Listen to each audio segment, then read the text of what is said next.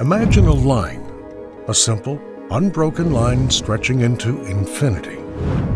This line, in its purest form, represents the first dimension, a realm of length but without depth, a universe infinitely long but impossibly thin. Now, let's broaden our perspective, introduce a second line intersecting the first, and suddenly we're in the realm of the second dimension, a plane where length and width interact in harmony, but depth remains a variable alien to them.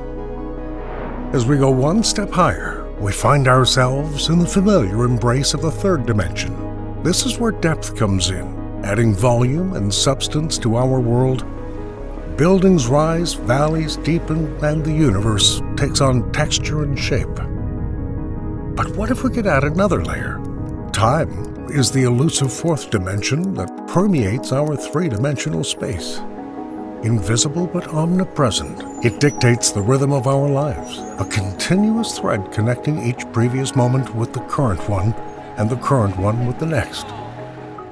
In this realm, our understanding of reality becomes more complex and broader. Here, the very fabric of the universe reveals its complexity, hinting at dimensions beyond our sensory perception.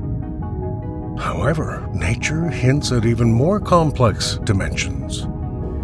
In the field of physics, theories suggest the existence of dimensions beyond our perception, necessary for the fundamental forces that govern the universe. These higher dimensions, although beyond our sensory perception, are crucial to understanding the structure of the cosmos. Join us as we try to unravel their mysteries together today, one dimension at a time.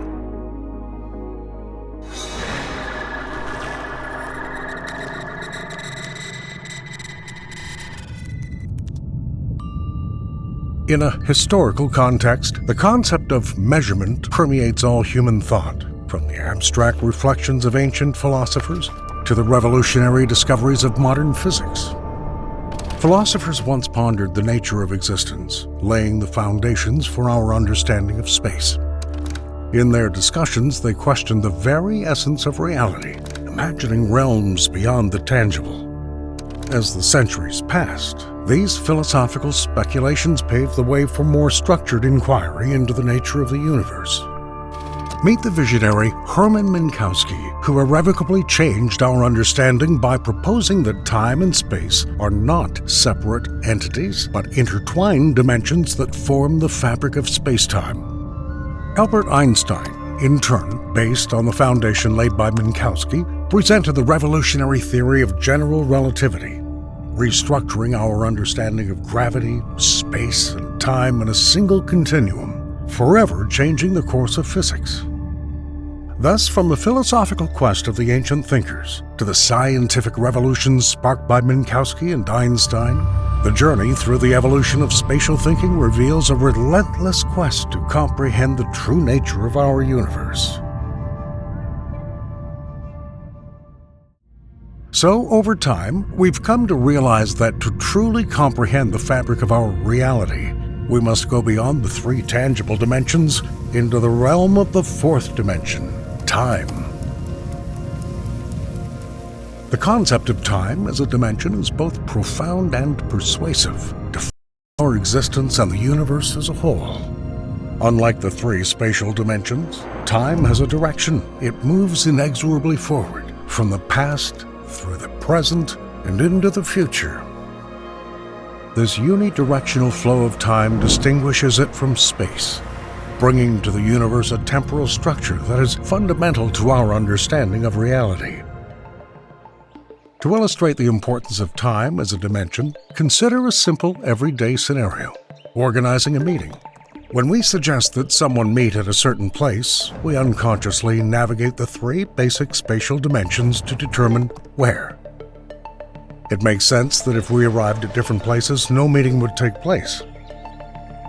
However, the when, the dimension without which the meeting will not take place, is no less important. That is, coming with your friend to the same place, but at different time intervals, you'll not be able to see each other. This intertwining of space and time is manifested in the concept of world line, the path that an object or person takes through space-time. thus representing its history and future. The idea of world lines provides a vivid illustration of how events are linked together in the fabric of space-time. For two people to meet, their world lines must intersect at a precise point in both space and time. This intersection is not just a coordinate, but a space-time coordinate, the only point in the vast continuum of the universe where both where and when coincide. This principle applies not only to simple encounters but also to the fundamental workings of the cosmos. Celestial bodies from planets to stars trace their own world lines through space-time, their paths determined by the interplay of spatial positions and temporal moments. For example, the Earth's orbit around the Sun is not just a path through space, but a continuous journey through time, with each point in the orbit representing a unique moment.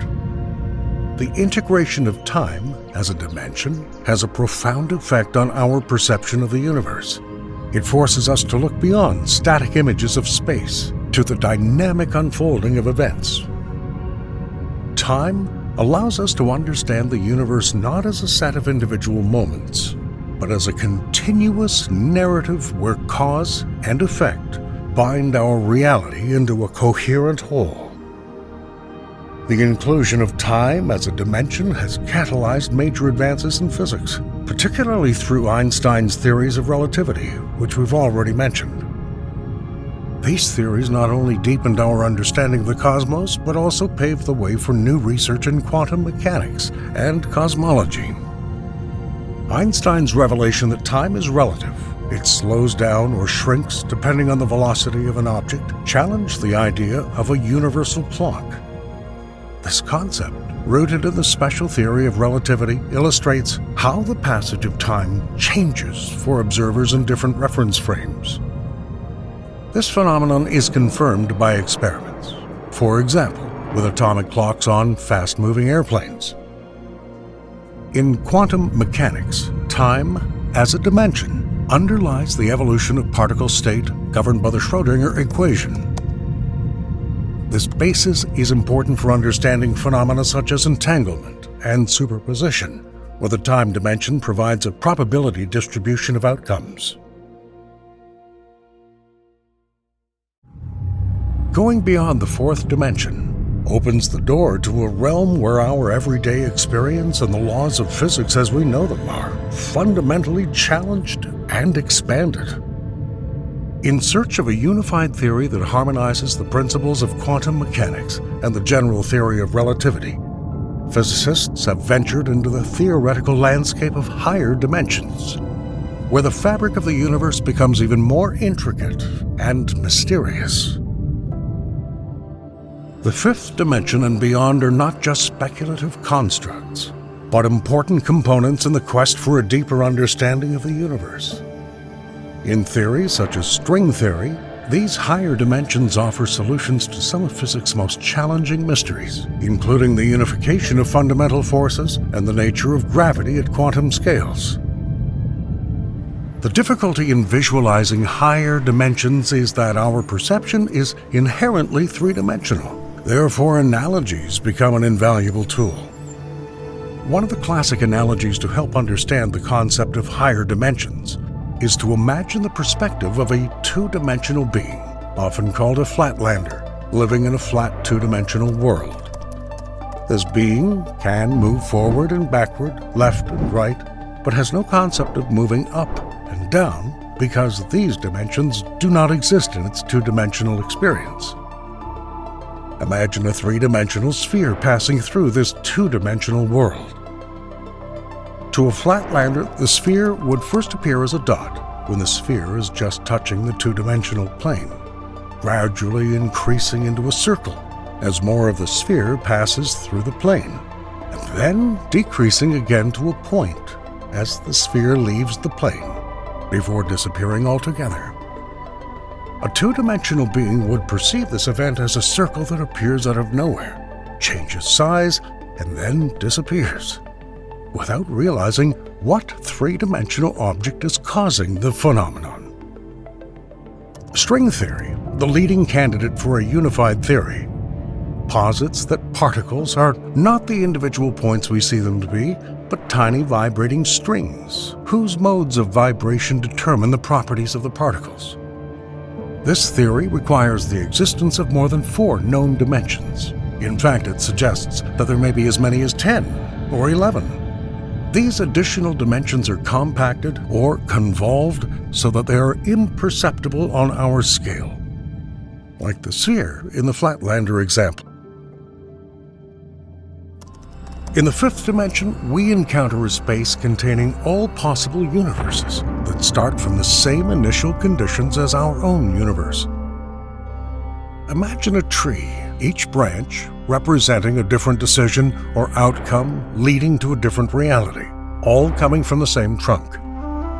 Just as a person standing at the base of the tree can choose which branch to climb, a being with access to the 5th dimension can explore these alternate realities, each a variation of our own universe, but with slightly different outcomes. The ascent to the 6th dimension opens a plane containing all possible universes with the same initial conditions as ours, but with any possible set of laws of physics. If we think of each universe as a sheet of paper, the 6th dimension would be like a stack of such sheets, each representing a different universe. A being capable of traveling through the 6th dimension could hop between these universes, learning the different outcomes and laws governing each reality. The 7th dimension extends this concept to include universes that start from different initial conditions. To use a library analogy, each book represents a different universe. The 7th dimension encompasses the entire library, offering not just different stories, universes with the same initial conditions as ours but with different outcomes, but completely different genres, universes with different initial conditions. A 7-dimensional being could move through this library, experiencing an infinite number of universes, each with its own unique initial conditions and physical laws. In the 8th dimension, we find a web of all possible universes, each with its own initial conditions and laws of physics, as well as all possible variants of their development in time. Imagine a huge web where each thread represents the timeline of a separate universe, and each node where the threads cross represents an important event that could lead to the branching of new universes. The 8th dimension encompasses this entire web, allowing you to travel between any nodes, exploring the connections between different universes and their history. As we approach the 9th dimension, we encounter all possible laws of physics and initial conditions that have existed or will ever exist. This dimension can be compared to the art of origami, where a single piece of paper can be folded into numerous shapes. Each fold represents a change in the initial conditions or laws of the universe. And the 9th dimension includes all possible combinations of folds, resulting in all conceivable and inconceivable universes. A being living in the 9th dimension will not just have absolute freedom to cross the boundaries between all possible realms of reality, it will experience all existence and all its possible variations. The 10th dimension is the pinnacle of the hierarchy of dimensions, where all possible outcomes, realities, and existences converge. It's the space that encompasses all conceivable and inconceivable timelines for every conceivable universe, effectively encompassing all possibilities of existence and non-existence. This concept can be visualized as an infinitely complex branching tree or network, where each branch represents a different outcome or timeline, and all branches ultimately converge at one point, the 10th dimension. Visualizing the 10th dimension is challenging because of its abstract nature. One approach is to use the analogy of a tree, where each branch represents a different timeline or universe, and each leaf represents a possible outcome within that universe.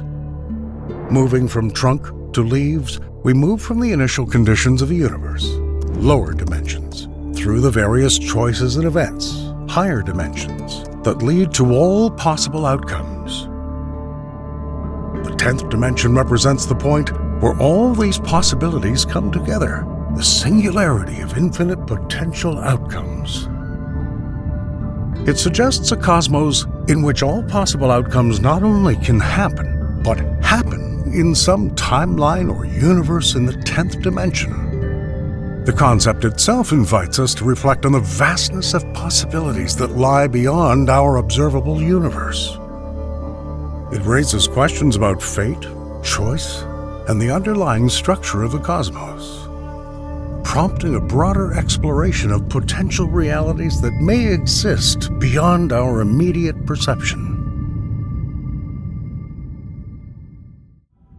The exploration of higher dimensions beyond our familiar three-dimensional space and fourth-dimensional time has profound implications for both physics and cosmology. Not only is this field of study designed to challenge our fundamental understanding of the universe, but it may also hold the key to uniting the disparate forces of nature, potentially solving some of cosmology's most enigmatic puzzles. Recognizing the existence of higher dimensions plays a key role in the search for a theory of everything, a single framework that will seamlessly unify general relativity and quantum mechanics. Currently, these two pillars of modern physics describe the cosmos on very different scales and in seemingly incompatible terms.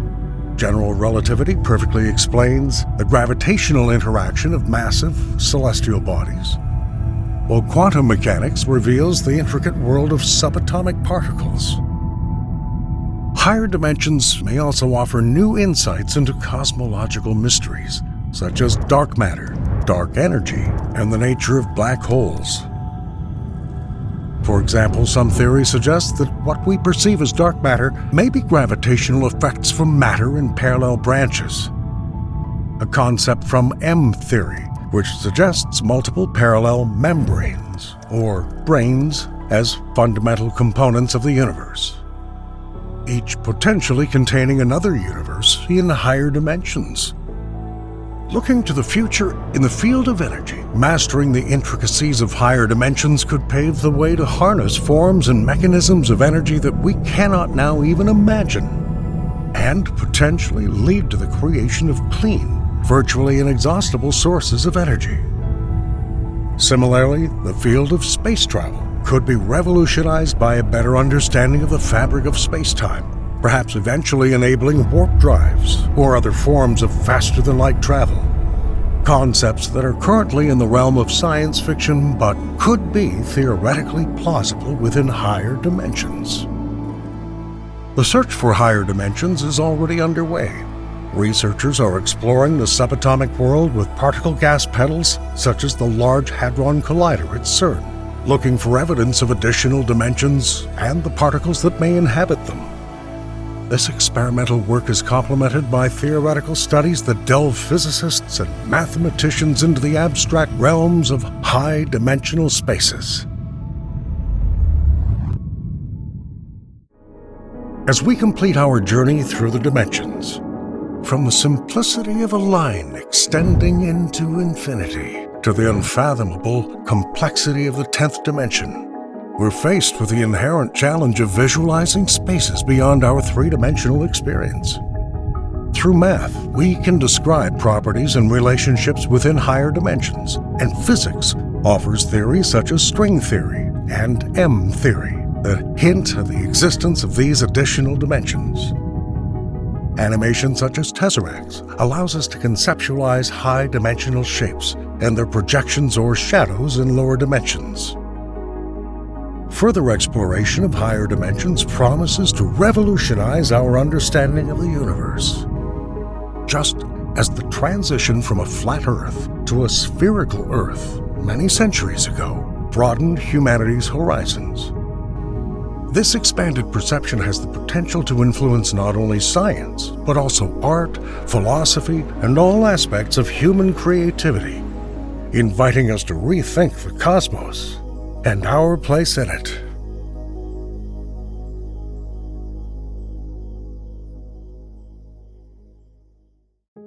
The moon has always been a beacon of mystery and wonder, but beyond its radiant beauty and folkloric tales, the moon holds secrets that have eluded us for centuries. Among these mysterious features is the moon's south pole, a region shrouded in perpetual shadow and intense cold, untouched and unexplored by any previous lunar mission.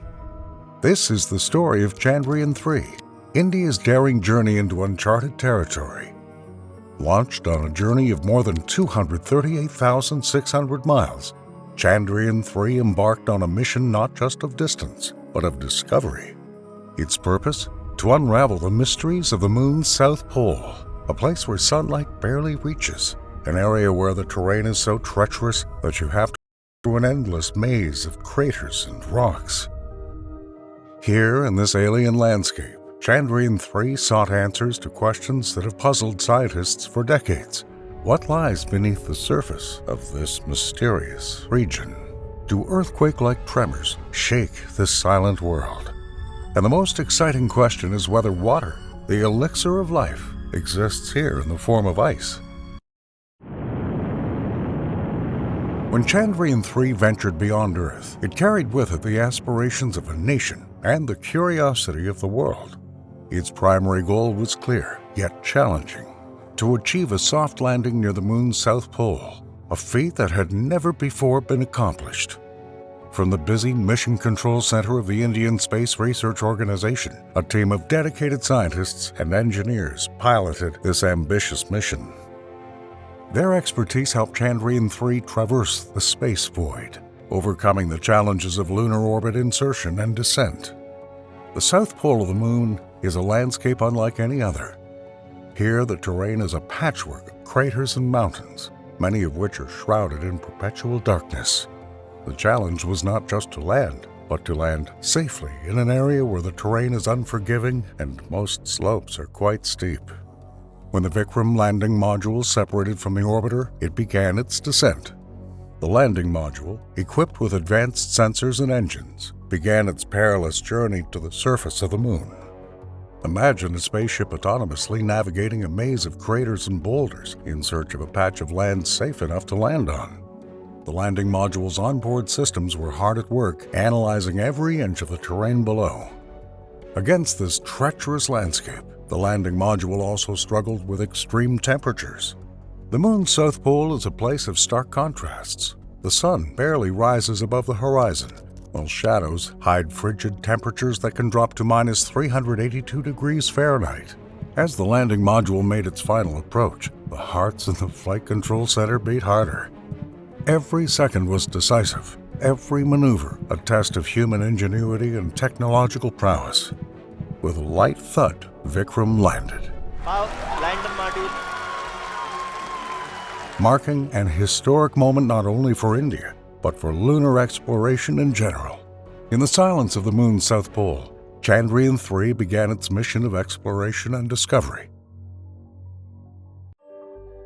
So, after the historic landing of Chandrayaan-3, a new chapter in lunar exploration began. The mission's goal was to maximize the study of the moon's characteristics, especially its elusive exosphere and ionosphere, and to establish the range of temperature variations just beneath its surface. The lunar exosphere, the thin layer of gases surrounding the moon, holds the key to the satellite's past and present. Unlike Earth's robust atmosphere, the moon's exosphere is so rarefied that it almost resembles a vacuum. The Chandrayaan-3 instruments, developed using the latest technology, are designed to measure the density and composition of this elusive layer. In addition to the exosphere, the mission delved deeper into the moon's ionosphere. This layer, formed by solar energy ionizing atoms in the exosphere, plays a crucial role concerning lunar communication and navigation. The Chandrayaan-3 measurements were designed to provide unprecedented information on the density and behavior of the ionosphere, which is important for future lunar missions and potential human habitats. Another intriguing aspect of the mission was studying the temperature variations just beneath the lunar surface using one of 4 instruments on the landing module, JWST, or Chandra's Surface Thermophysical Experiment. The The temperature probe, immersed in the lunar regolith, was tasked with the critical mission of mapping the thermal profile of the lunar soil. The results of Chandrayaan-3 revealed a sharp contrast in temperatures. On the surface, during a lunar day, temperatures rose dramatically to 140 degrees Fahrenheit. While just 8 centimeters deeper, they dropped significantly to 14 degrees Fahrenheit, demonstrating the lunar soil as a potential thermal insulator. This discovery provided new opportunities for future lunar habitats, suggesting that the lunar regolith could serve as a thermal insulator, protecting astronauts from the moon's harsh extreme temperatures and harmful radiation. These studies were more than just scientific endeavors. They were stepping stones toward a future in which the moon could be a gateway to future space exploration. Mission results on the lunar exosphere, ionosphere, and subsurface temperature laid the foundation for understanding the moon's environment and its potential to support human life. Standing in the vast lunar landscape, Chandrayaan-3 was ready to detect a phenomenon that had not been observed for more than 50 years, a lunar earthquake. The mission succeeded in shedding light on one of the most intriguing and least understood aspects of the moon. The Instrument for Lunar Seismic Activity, or ILSA, a seismic instrument, was designed to detect the slightest tremors on the moon, and it did. Chandrayaan-3 detected what looked like a lunar earthquake, a significant discovery given that the last such observation was made during the Apollo missions in the early 1970s.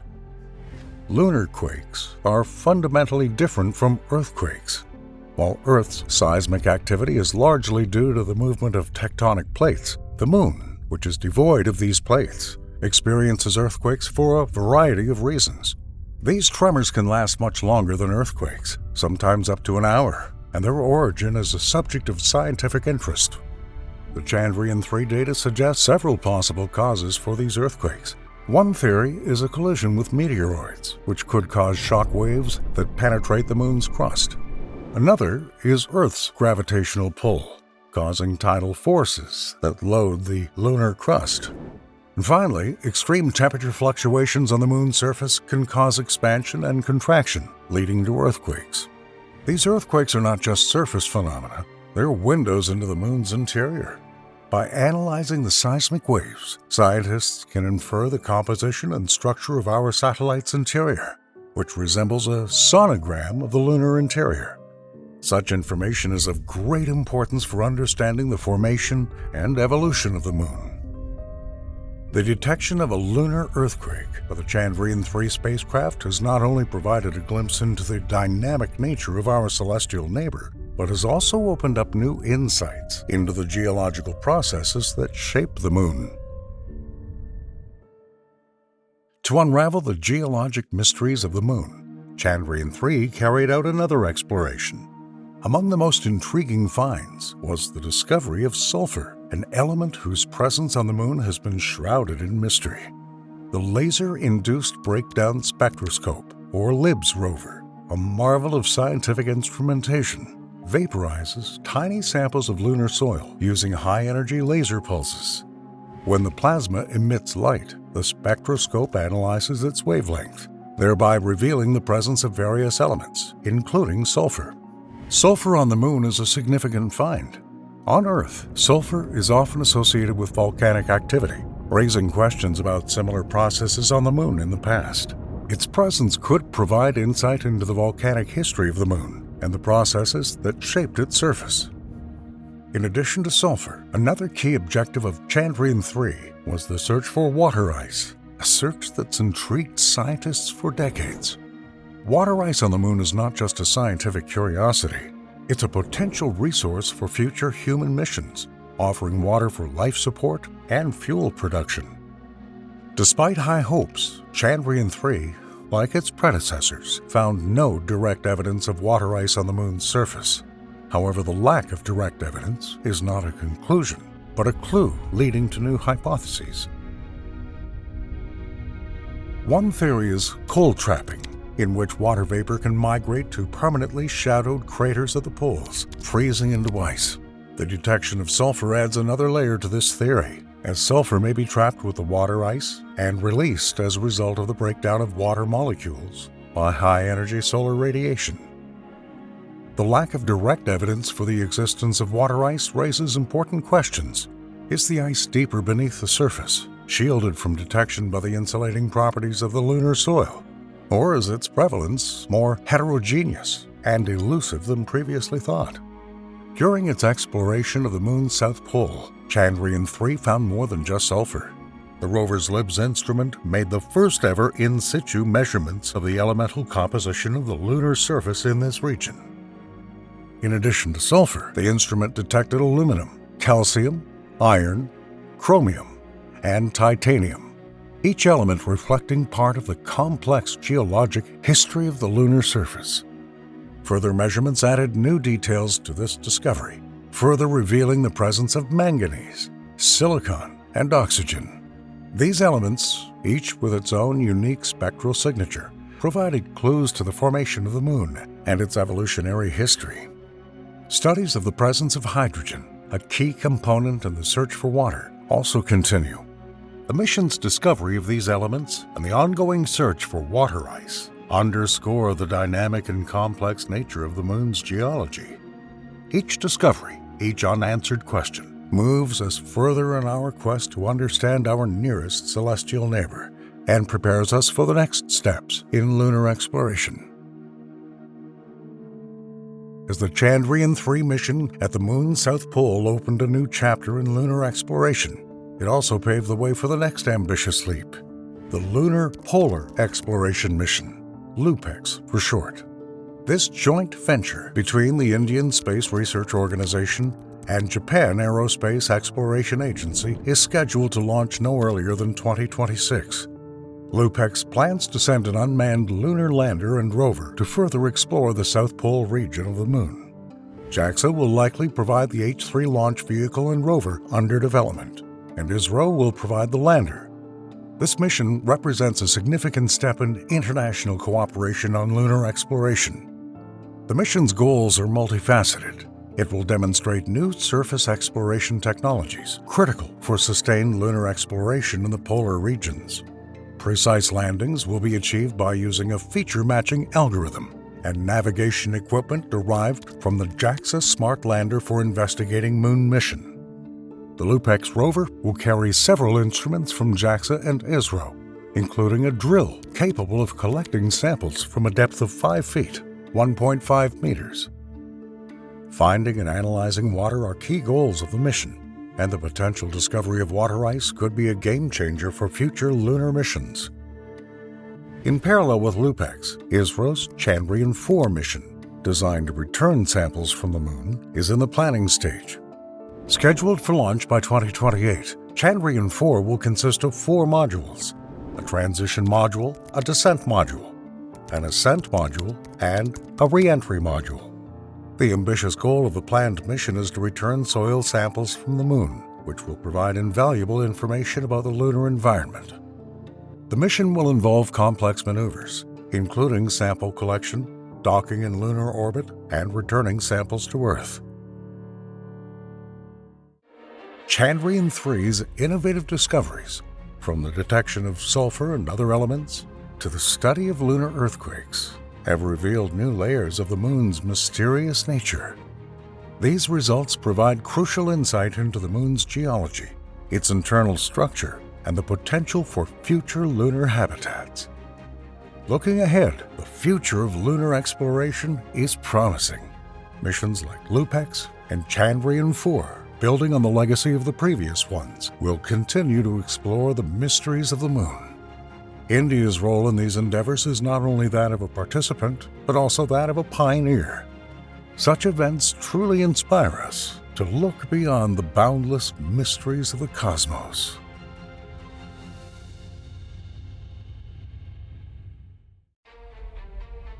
The solar system has served as a reliable bulwark for life. But one day, humanity will have to leave its native Earth to continue existing. In recent decades, scientists have been desperately looking into the dim depths of space in search of a haven for life. So far, none of the exoplanets we've found have refuted the hypothesis of the uniqueness of life. But what if we're simply looking in the wrong place? Perhaps it's not the planets that hold all the answers, but they're moons. In the mystical deep space, exomoons are unlike any other satellite in the solar system. The size of our Earth, these hidden giants have an amazing feature. Life can be found in their interior, many times more often than on ordinary exoplanets. Today, we'll dive into the mysterious, distant universe and try to discover why exomoons may someday change humanity. Let's go back to the very beginning of the history of exoplanet science. Since astronomy received a strong impetus only in the middle of the 20th century, scientists began to study the first exoplanets not so long ago. The first confirmed exoplanets were recorded in 1992. It was a group of Earth-mass planets orbiting the pulsar PSR B1257+12. Just 3 years later, scientists found the first planet orbiting the star 51 Pegasi, similar to our Sun. This was the birth of exoplanetary science, which is dedicated to the study of planetary systems outside our solar system, and, in addition, the search for places where human-like life could originate. Other exoplanets available in our visible universe didn't have to wait long either. In the following years, astronomers found several more exoplanets, until in 2009, the Kepler Space Telescope was sent to explore outer space. In just 5 years of operation, it was able to confirm about 715 exoplanets, with a size and conditions similar to Earth's. As of now, we already know about more than 5,500 planets outside the solar system, and the recently sent James Webb Telescope will likely to be able to show us even more distant planets. Further, in 2013, scientists were able to determine the planet's color for the first time, and a year later, they were able to record the magnetic field, and later, volcanic activity. Finally, in 2018, astronomers made a new, potentially breakthrough discovery. For the first time, a possible exomoon was recorded near the planet Kepler 1625b.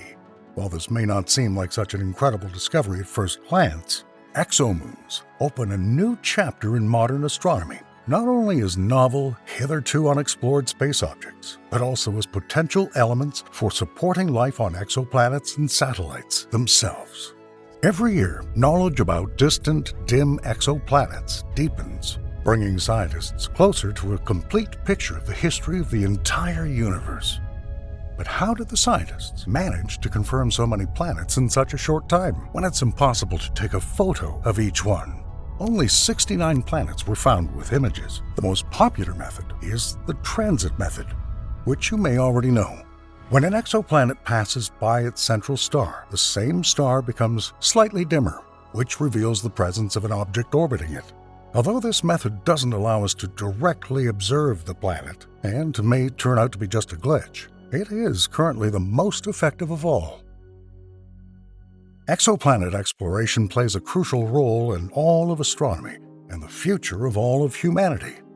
Exomoons, as a new chapter in exoplanet science, may have great potential for the search for extraterrestrial life. However, despite this, exosatellites are of not much interest to current research. The main problem associated with the search for these exoplanets is their elusiveness to telescope radar. Although no scientists deny that some exoplanets may have satellites, it's an extremely difficult and, to some extent, even impossible task for our current technologies to investigate them. The transit method, or more precisely, the method of studying the shift in the spectrum of stars, can confirm an exoplanet. But a satellite orbiting it? Almost under no circumstances, unless, for example, the spacecraft is in the closest possible proximity to the object of observation due to a completely insignificant change in the brightness of the star. Thus, even the very first exomoon found by Kepler and the ones discovered later near the planets Kepler 1708b and Kepler 1513b are still not perceived as full-fledged proof of their existence, and therefore there is a possibility that it could be just some kind of technical error during the observation, which is not so far from the truth, since further observations did not yield any encouraging results. However, as in the case of the giant planet satellite Kepler 1625b, an exomoon can be seen if it is large enough. So far, the first hypothetical exomoon could be the size of the Earth and have a strange tilted orbit like Neptune's moon Triton. Such a huge size of a possible moon may become one of the most important elements in the further search for other moons. Thus, more than 20 exomoon candidates are currently known. All of them are gigantic. Probably at least for Kepler 1625b, it's the star around which it orbits. It is a red giant. This dying star can heat the moon's atmosphere, increasing its effective diameter and allowing scientists to detect satellites more often. However, perhaps right now, exomoons are not of too much scientific importance for scientists to invest a lot of resources in developing technologies to find them. At this stage of our science, exomoons don't seem to be a higher priority than other space objects, such as exoplanets. The satellites of distant planets are too complex to study and have a very high chance of a false positive result. Therefore, it may take months or even years of observation and analysis to confirm one satellite, when it seems more rational to spend this resource on exploring a planet with potential support for life, including human life. Of course, it is possible that exomoons may hide life in their interior, but alternatives in the form of rocky exoplanets like Earth are still of much higher importance in scientific circles.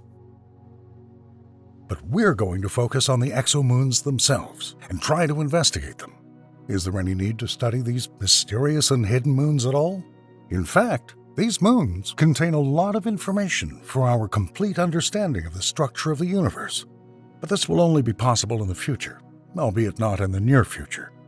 The first thing that draws scientists' attention to even just candidates for exomoons is their size. The largest moon in the solar system, Ganymede, orbiting Jupiter, has a diameter of 3,273 miles, or 5,268 kilometers. But recorded exomoons can reach the size of the Earth, or even Neptune. Therefore, since such moons are even difficult to distinguish among exoplanets, it's incredibly exciting to imagine what moons might look like and what activity they exhibit. It's possible that some large exomoons have many of the features of planets, and that their study could overturn everything we know about satellites. Their similarities to other exoplanets, such as their likely geologic activity, bring us to the next important point for careful study in the future, and that is the support of life. We know that several moons of the solar system, such as Enceladus or Europa, despite their low surface temperatures and small size, could, hypothetically, be a haven for living organisms due to the presence of global oceans. However, what about the much more massive moons, which not only can support a dense atmosphere, but also have more access to building chemicals, both from the inside and outside? According to a study by the University of Washington, exomoons have more potential to support life than even exoplanets. They also have a habitable zone, although it's slightly different. But the main argument for exomoons as one of the most intriguing places for life to exist is the availability of several heat sources for them. The first source is the star itself, and the second is their planet. The moons are heated by the gravitational pull of the planet, which keeps the probable water in the interior of the moon in a liquid state. Moreover, heating from an exoplanet can stimulate geological activity, such as volcanic eruptions, creating enough gas inside the moon to maintain an atmosphere for a long time, and also bringing various crucial chemical elements to the surface. So exomoons are not as simple as they may seem. Perhaps the difficulty of finding them will be rewarded with a potential breakthrough in science. Finally, exomoons may become the necessary tool to study the formation of our universe. Thus, the analysis of exomoons near different stars and planets can reveal to scientists how space objects are formed, what factors are responsible for supporting life, and what the history of other planetary systems is in general. In particular, comparing the moons of the solar system with those of distant systems can give scientists an understanding of the specifics and conditions of their development, as well as an approximate value of the abundance of systems where complex intelligent life has developed. The Earth, hypothetically, may be almost the only planet on which life could have formed, at least in the visible universe. And any clues on exomoons with potentially higher chances of supporting living organisms can confirm or deny this. However, for now, deep exploration of exomoons is only a matter of the future.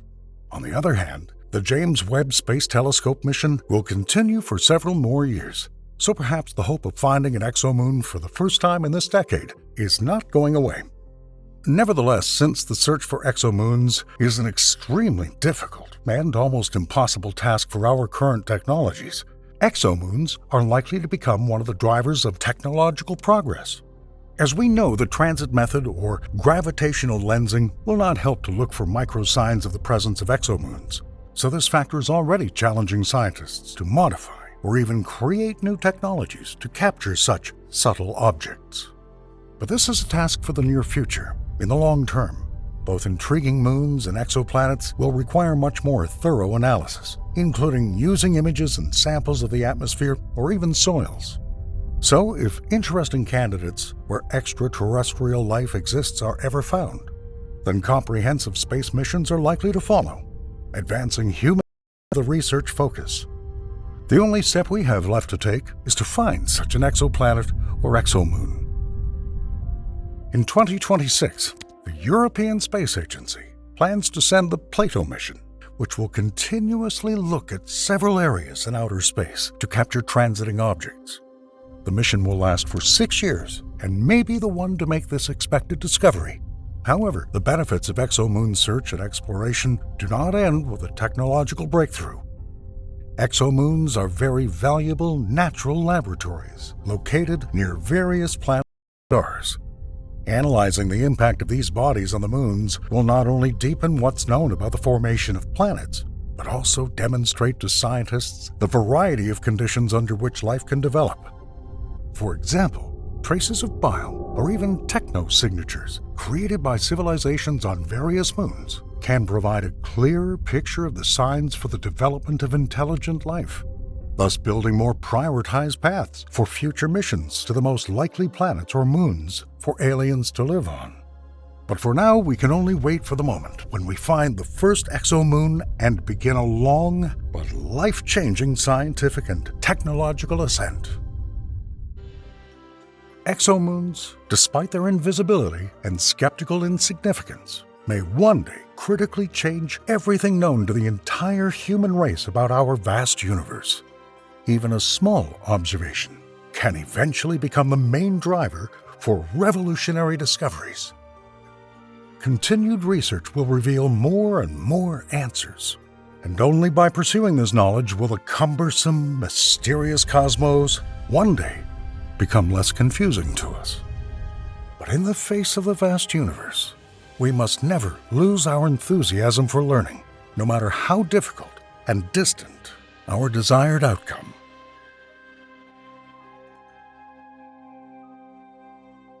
Saturn has captivated the human imagination.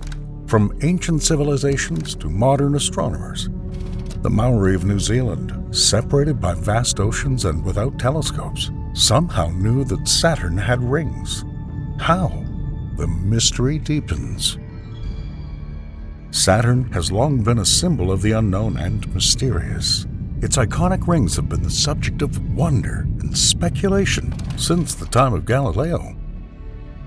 But what if we told you that these rings, however eternal they may seem, are actually a fleeting cosmic phenomenon? Adding to the intrigue is a storm twice the width of Earth, with a mysterious hexagonal shape that's raging at Saturn's North Pole.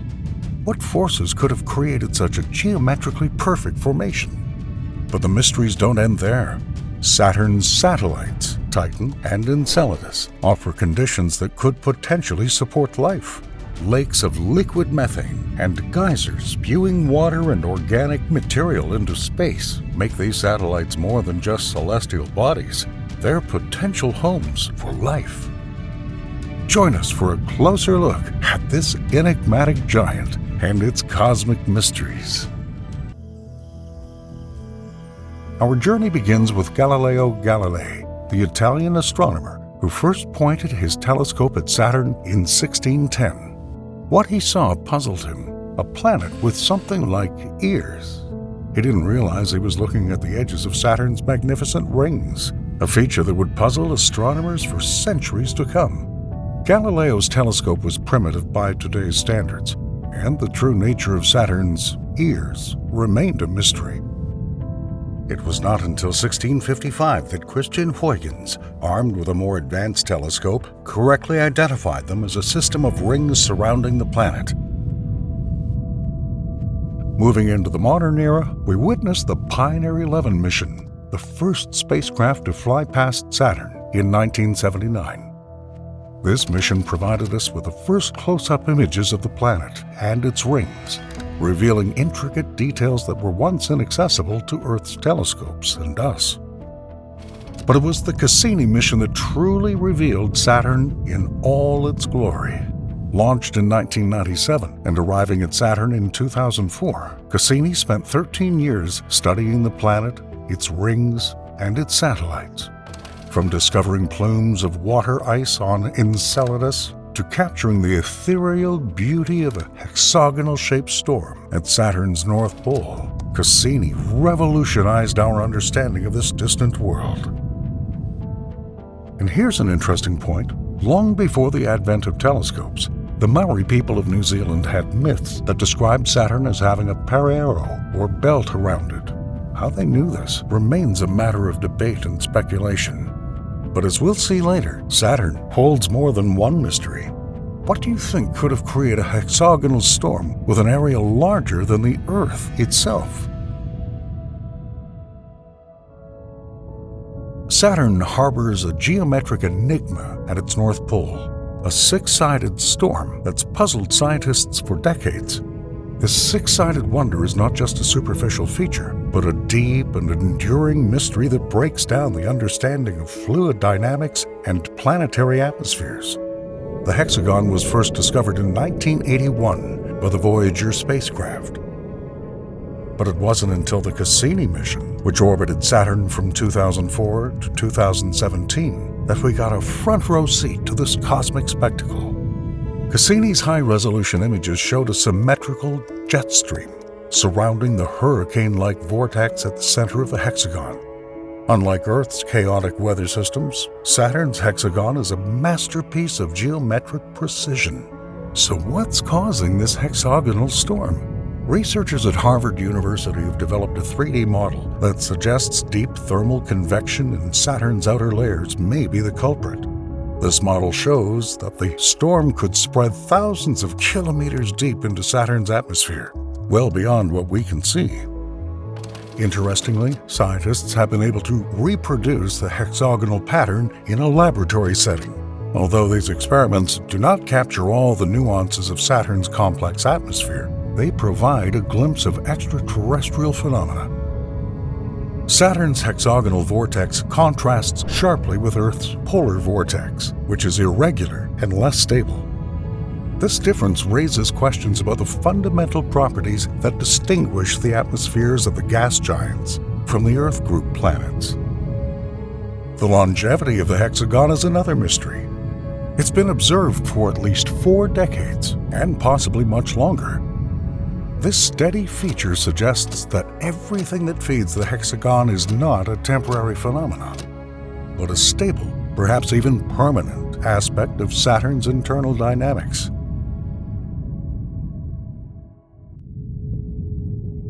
Let's shift our attention from the mystery of the hexagon to another wonder of Saturn. Saturn's rings are more than just celestial jewelry. They're dynamic, ever-changing systems that interest astronomers and the public alike. But what are these rings made of, and why are they so short-lived? Saturn's rings are composed mostly of water ice with a mixture of dust and rocky material. They range in size from tiny particles to huge chunks the size of houses. These ice particles are not static. They're in constant motion under the influence of Saturn's gravity and the gravitational pull of its satellites. The rings are divided into several subdivisions and gaps, each with its own unique characteristics. Most notable are the A, B, and C rings, separated by gaps, such as the Cassini ring, a gap 3,000 miles, between the A and B rings. The origin of Saturn's rings has been the subject of debate. One popular theory suggests that they formed from the remnants of a shattered moon. Another theory states that they're the remnants of material from the formation of the solar system, captured by Saturn's gravitational pull. Recent research has also shown that the rings may be much younger than Saturn itself, perhaps around 400 million years old, based on the rate of dust contamination. Saturn's rings don't last forever. They're slowly disappearing because of a phenomenon known as ring rain, in which ring particles are drawn into Saturn's atmosphere. This process is accelerated by micrometeoroid bombardment and interaction with Saturn's magnetic field. At the current rate, some scientists predict that Saturn's rings could disappear within 100 million years. The depletion of the rings would not only change Saturn's appearance, but could also have consequences for its atmosphere and magnetic field. As we pause for a moment, we realize that even the most fascinating features of our universe are not immune to the inexorable forces of physics, doomed to disappear into the chronicle of eternity.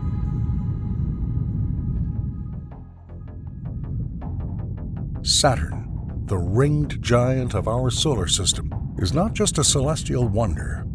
It's also a cosmic playground that contains some of the most intriguing satellites, two of which, Titan and Enceladus, have fascinated scientists and sparked debate about the potential for life beyond Earth. Titan, Saturn's largest satellite, is a world shrouded in mystery.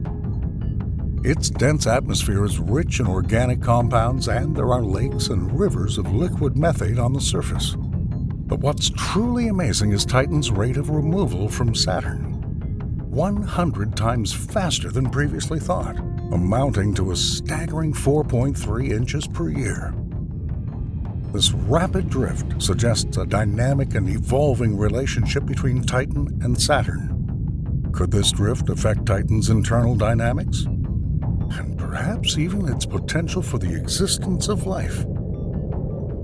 An atmosphere rich in organic compounds such as nitrogen and methane, and the possibility of an underground ocean, make Titan a tempting target for the search for extraterrestrial life. But the question remains, what would life look like in an environment so radically different from Earth's?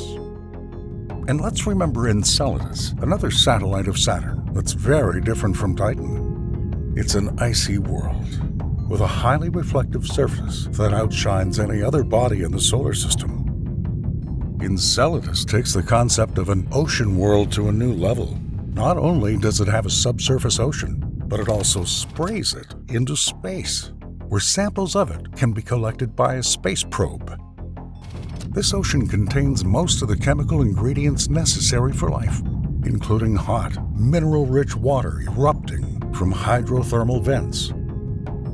Hydrothermal vents can provide the necessary conditions for life as we know it. On Earth, these vents are teeming with life forms that thrive in extreme conditions. Could Enceladus's vents be home to similar but alien life forms? Enceladus also contributes to Saturn's E-ring, a unique characteristic that further enriches the dynamic relationship between the Moon and its host planet. The icy particles in this ring open a window into the Moon's internal chemistry, providing clues that may reveal its secrets. Titan and Enceladus are two moons orbiting the same planet, but quite different in their characteristics. Both present compelling arguments in favor of the potential for life, fueling our curiosity. As we ponder the possibilities of life on Saturn's satellites, it's worth noting that our curiosity is not limited to telescopes and computer modeling. Upcoming missions aim to study these satellites up close and perhaps answer some of our most pressing questions. Meet Dragonfly, NASA's ambitious mission to Titan. Scheduled for launch in the 2030s, this rotorcraft will fly over Titan's diverse terrain, from dunes to impact craters. Dragonfly's main goal is to search for the building blocks of life. It will analyze complex organic compounds in the atmosphere and on the surface, providing invaluable data on Titan's chemistry. Equipped with a suite of scientific instruments, Dragonfly seeks to understand the geologic processes on the Moon and how they relate to its potential for life. Could Titan's unique chemical composition and liquid methane cycles offer a different recipe for life? Although no missions to Enceladus are currently planned, the Moon's potential for life has made it a prime candidate for future exploration. Scientists are proposing missions that could fly through Enceladus's plumes and directly sample its underground ocean. Such a mission could analyze the chemistry of the plumes in search of signs of life or prebiotic chemistry.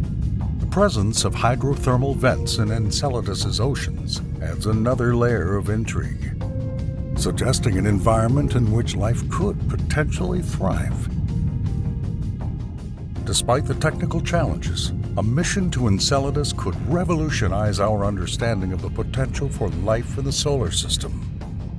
It could provide direct evidence for the existence of extraterrestrial life, or at least provide clues to the conditions necessary for life to exist.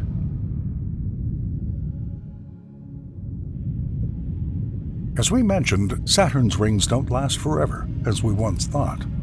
Recent studies have shown that a process that can last hundreds of millions of years is causing these icy wonders to slowly fade away. But what significance does this have for Saturn and its complex atmospheric dynamics? According to a study by the Japan Aerospace Exploration Agency, this material, composed mostly of water, causes a decrease in electron density in Saturn's atmosphere. This phenomenon, known as ring rain, significantly affects Saturn's atmospheric conditions. Ring rain is not just a trickle. It's a stream that carries away water in amounts equivalent to an Olympic-sized swimming pool every half hour. Compounding the mystery is the relative youth of Saturn's rings. Although Saturn itself is about 4.6 billion years old, data from NASA's Cassini mission suggests that the rings may be only a few 100 million years old. This leads us to wonder, if Saturn's rings are so young, what catastrophic event could have led to their formation? Was it the destruction of a moon? Or perhaps the capture of a passing comet? Cassini's Space Dust Analyzer has added another layer of complexity. Over 13 years, it's collected 163 dust particles that came from outside the Saturn system. Surprisingly, the rings turned out to be quite clean, suggesting that they hadn't existed long enough to accumulate excess cosmic dust. This cleanliness raises the question, if the rings are young, why haven't they collected more cosmic dust? The absence of cosmic dust in the rings challenges our understanding of their age and their interaction with the wider cosmic environment. It's as if the rings are in a cosmic laboratory room or clean room, isolated from the dust that permeates the rest of the solar system. As the rings are depleted, Saturn's appearance will undergo a dramatic transformation. These rings have been the planet's hallmark. Their disappearance would not only change Saturn's appearance, but could also have unknown consequences for its atmosphere, perhaps even affecting the planet's albedo and heat retention. The loss of the rings could have a cascading effect on Saturn's atmosphere, potentially altering wind patterns and even affecting the planet's iconic storms. The full extent of these changes is still unknown, making them a subject of intense scientific interest. Interestingly, the fate of Saturn's rings may be inextricably linked to its satellites. Some theories suggest that gravitational instability may have destroyed some of the icy satellites orbiting Saturn, providing enough material to form the rings. Saturn's rings and satellites are like partners in a cosmic dance, each affecting the other in subtle but significant ways. As we continue to study these celestial bodies, we can say unequivocally that the fate of one can shed light on the mysteries of the other.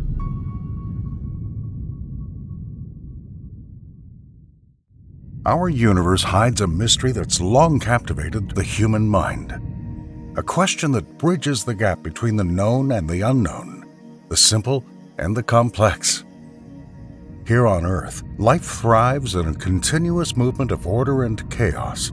Every form of life is evidence of a hidden order, a pattern woven into the very fabric of existence, from the smallest microorganisms to the largest mammals. But what if the complexity of life, the very essence of our existence, could be explained not only through the lens of biology, but also through a mathematical framework? This is the territory of assembly theory, a groundbreaking concept that transcends traditional science. It's a journey into a world where math and biology converge to reveal the hidden architecture of life. Imagine a universe in which the secrets of life, from the simplest molecule to the most complex organism, are encoded in mathematical language and are waiting to be decoded, where the line between living and non-living is blurred, giving birth to new possibilities and new understanding. Let's explore how this revolutionary idea is changing our perception of life, evolution, and the cosmos itself. And maybe we can even get closer to answering the ultimate question: what is the true nature of life in the universe? Since the dawn of civilization, mathematics has been the language of the universe, a tool for deciphering the mysteries of nature. But how does this language of numbers and equations relate to understanding the very essence of life? At its core, assembly theory offers a simple but profound idea. The complexity of life can be measured and understood through a mathematical prism. Think of life as a jigsaw puzzle, where each piece represents a molecular building block. Assembly theory seeks to show how these pieces come together step by step to form the complex structures that define living organisms. Each step in this assembly process represents a leap of complexity, from simple atoms to complex proteins. The theory introduces the concept of the assembly index. The assembly index, the cornerstone of this theory, measures the number of steps required to build a biological structure. It's a numerical value that captures the essence of complexity by quantifying the immeasurable. But how does the standard model of physics fit into this? This standard model theory of physics describes the fundamental particles and forces that govern our universe. It seems completely separate from the complexities of biology. However, assembly theory bridges this gap. In the field of assembly theory, the standard model lays the foundation for understanding forces and interactions. It's a bridge between the microscopic world of quarks and leptons and the macroscopic world of living things. Another important element of the theory is the concept of studying dynamical systems, phase space. This is a mathematical concept used to describe all possible states of a system. In the context of assembly theory, phase space allows us to map the path of the assembly of life. From a single point representing the simplest form of life, phase space expands, branching out into almost infinite possibilities, each pathway representing a different route that life can take. In this limitless mathematical landscape, the paths of evolution and its complexities unfold. This mathematical framework gives us a new perspective on the complexity of life. It's not just about the particles and forces described by the standard model, but how these elements combine and interact over time to create the diverse pattern of life we see around us. This is where the chaos of random molecular interactions gives way to the order of living structures. So let's ask ourselves this question: are the complexities of life simply the product of chance? Or is there a deeper cause?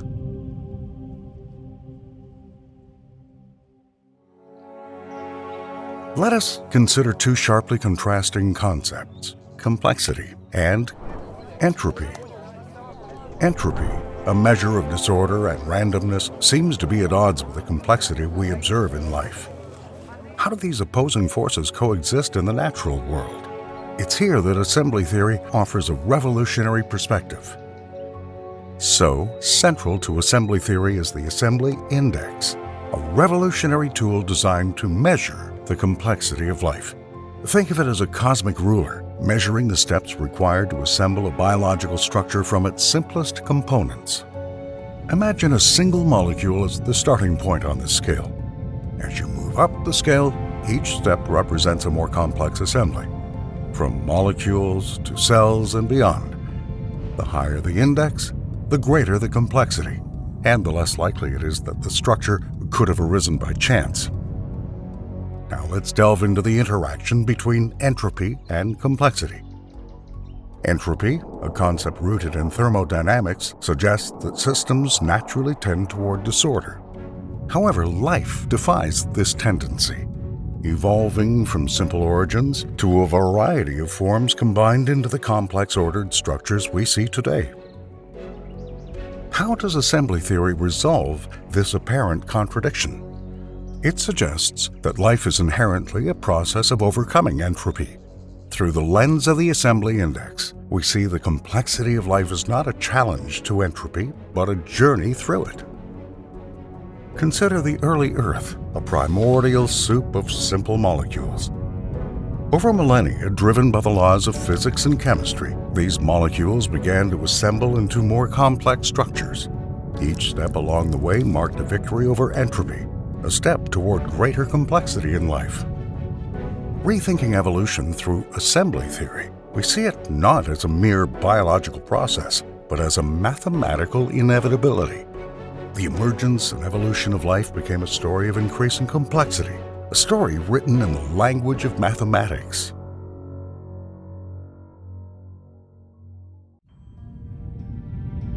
Let us now turn to a very trivial question, but one that shines in a new light. Are we alone? The search for extraterrestrial life has captivated our imagination for centuries. Now, thanks to assembly theory, we have a new tool in this cosmic quest. Assembly theory offers a unique approach to detecting alien life. It's not about scanning the sky for radio signals or analyzing light spectra for the presence of oxygen. Instead, it's about understanding the complexity of molecules and structures that may indicate life. Imagine scanning the atmosphere of a distant exoplanet or the surface of a moon in our solar system. Using assembly theory, we could analyze the molecular complexity of the samples in search of patterns that indicate the presence of life. The higher assembly index, the more likely it is that these molecules are the result of life rather than random processes. However, the road to discovering alien life is full of challenges and limitations. One of the biggest obstacles is our understanding of life itself. Our definition of life is based on what we know. Life on Earth. What if it doesn't meet our biochemical standards? Another problem is the vastness of space. The universe is vast, and our ability to explore it is limited by current technology. Even with the most sophisticated telescopes and probes, we can only analyze a tiny fraction of the cosmos. Moreover, assembly theory, while powerful, is still in its infancy. It's a new approach, and its application to the search for extraterrestrial life is uncharted territory. There are questions about its applicability and accuracy in different environments, especially those that are very different from terrestrial environments. Despite these problems, the potential of assembly theory in the search for alien life is enormous. It could redefine our understanding of life in the universe, opening new doors in astrobiology. So assembly theory offers a new way of looking at life, not just as a biological phenomenon, but as an emergent property of cosmic complexity. Imagine the early days of our planet, a world in motion, a crucible for the chemistry of life. Here in this chaotic environment, simple molecules began the journey of assembly, a process governed by the laws of physics and chemistry, but leading to something much deeper. Life, according to assembly theory, emerges when these molecular structures reach a level of complexity that allows them to store and reproduce information. This is where chemical memory, a crucial step in the evolution of life, comes into play. Chemical memory is the ability of certain molecular structures to retain structure. In other words, we can say this is the blueprint for life. In the world of assembly theory, this is where reproducibility becomes key. The ability to reproduce these patterns, to pass them on from generation to generation, is what drives the evolution of life. From the simplest RNA molecules in the primordial soup to the vast diversity of life we see today, each step in this evolutionary journey has been a step up the assembly index. Each increase in complexity represents a triumph over the entropy that governs the universe. But the story of the origin and evolution of life is not just a story of increasing complexity. It's also a story of resilience and adaptability. Life has found a way to thrive in the most extreme environments, from the depths of the ocean to the fringes of space. In the realm of scientific discovery, every new theory is scrutinized and debated. Assembly theory, a concept that promises to revolutionize our understanding of life and complexity, now stands at a crossroads, being questioned by critical voices such as Dr. Hector Zennel. The critique presented by Zennel raises fundamental questions about the future evolution of assembly theory. Covering an impressive 18,000 words, the article will require time and thought, taking approximately 1 to 2 hours of dedicated reading. This is not a cursory look at the topic, but a deep dive into the heart of the scientific debate. For those who are interested, we leave a link in the description to both articles, the study and the counter-arguments to it. Looking to the future, the role of assembly theory in scientific research remains uncertain. Will it be able to adapt and overcome these challenges, or will it remain a footnote in the history of science? Despite the disagreements, one thing is clear. The debates surrounding assembly theory have initiated a conversation about the nature of scientific discovery. They emphasize the need for transparency, rigor, and humility in pursuing knowledge. In the end, the impact of assembly theory on future research may not lie in its specific claims, but in the lessons it teaches us about the scientific process. As we explore the mysteries of life in the universe, such theories will come and go. But the quest for understanding, the quest to unlock the mysteries of our existence, will always remain at the center of the interest of scientific research.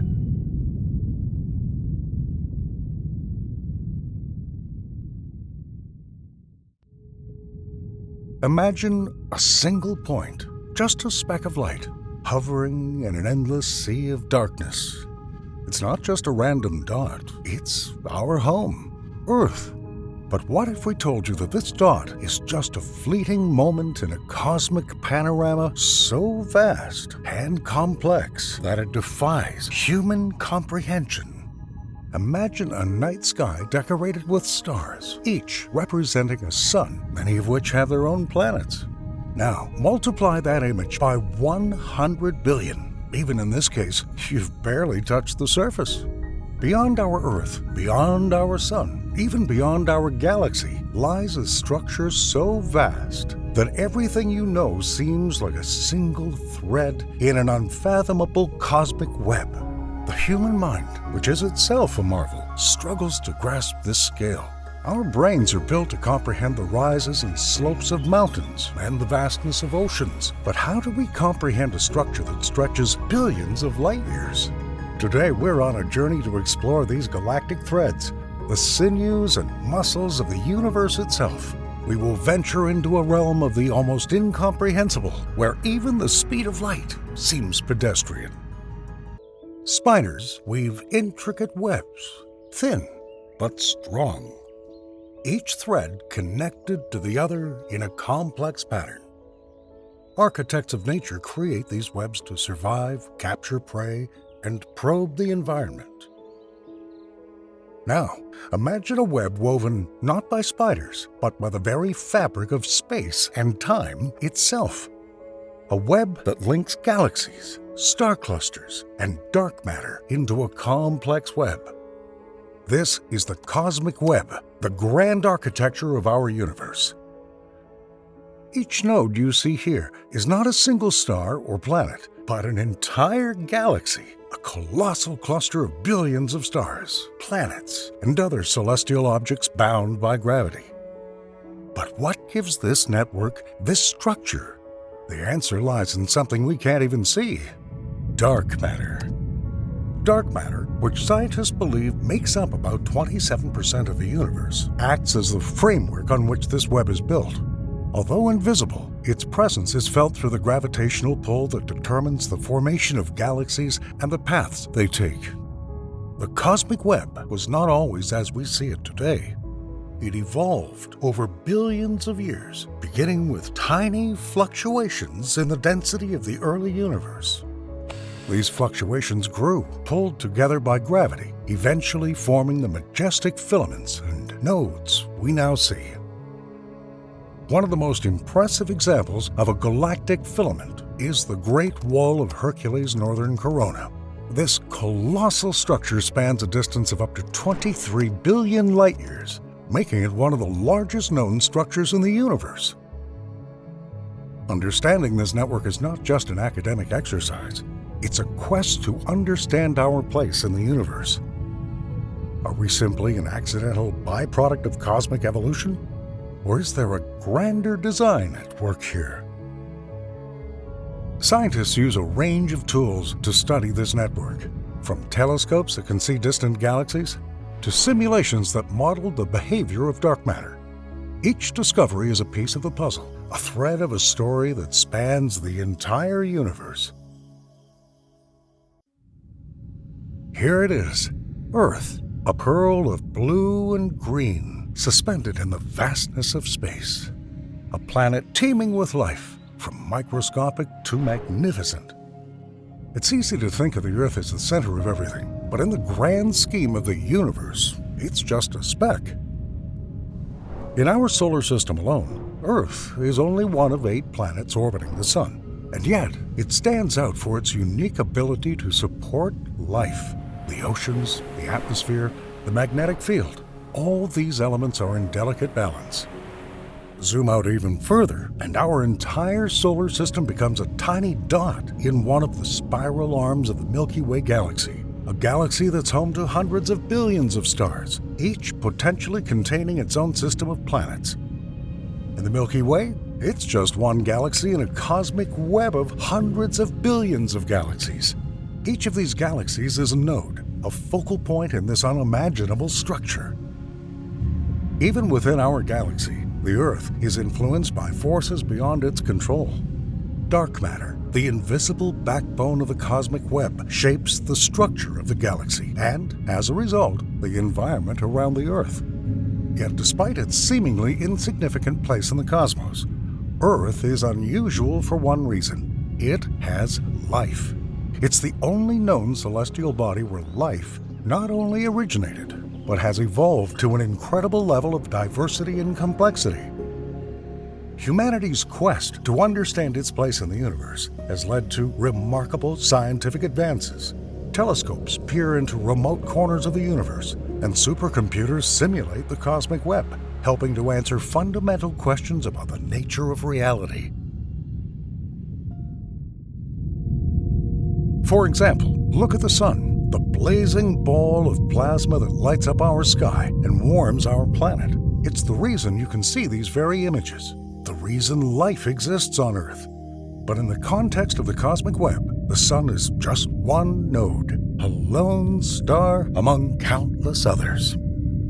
Close to the Sun, we find other stars, some smaller and cooler, others larger and hotter. Each of these stars is like a bead on a huge cosmic thread, linked together by gravity and dark matter. Our Sun is located in the Orion sleeve of the Milky Way, a small spiral arm located about 27,000 light-years from the center of the galaxy. Even within our galaxy, it is far from special, just one of about 400 billion stars.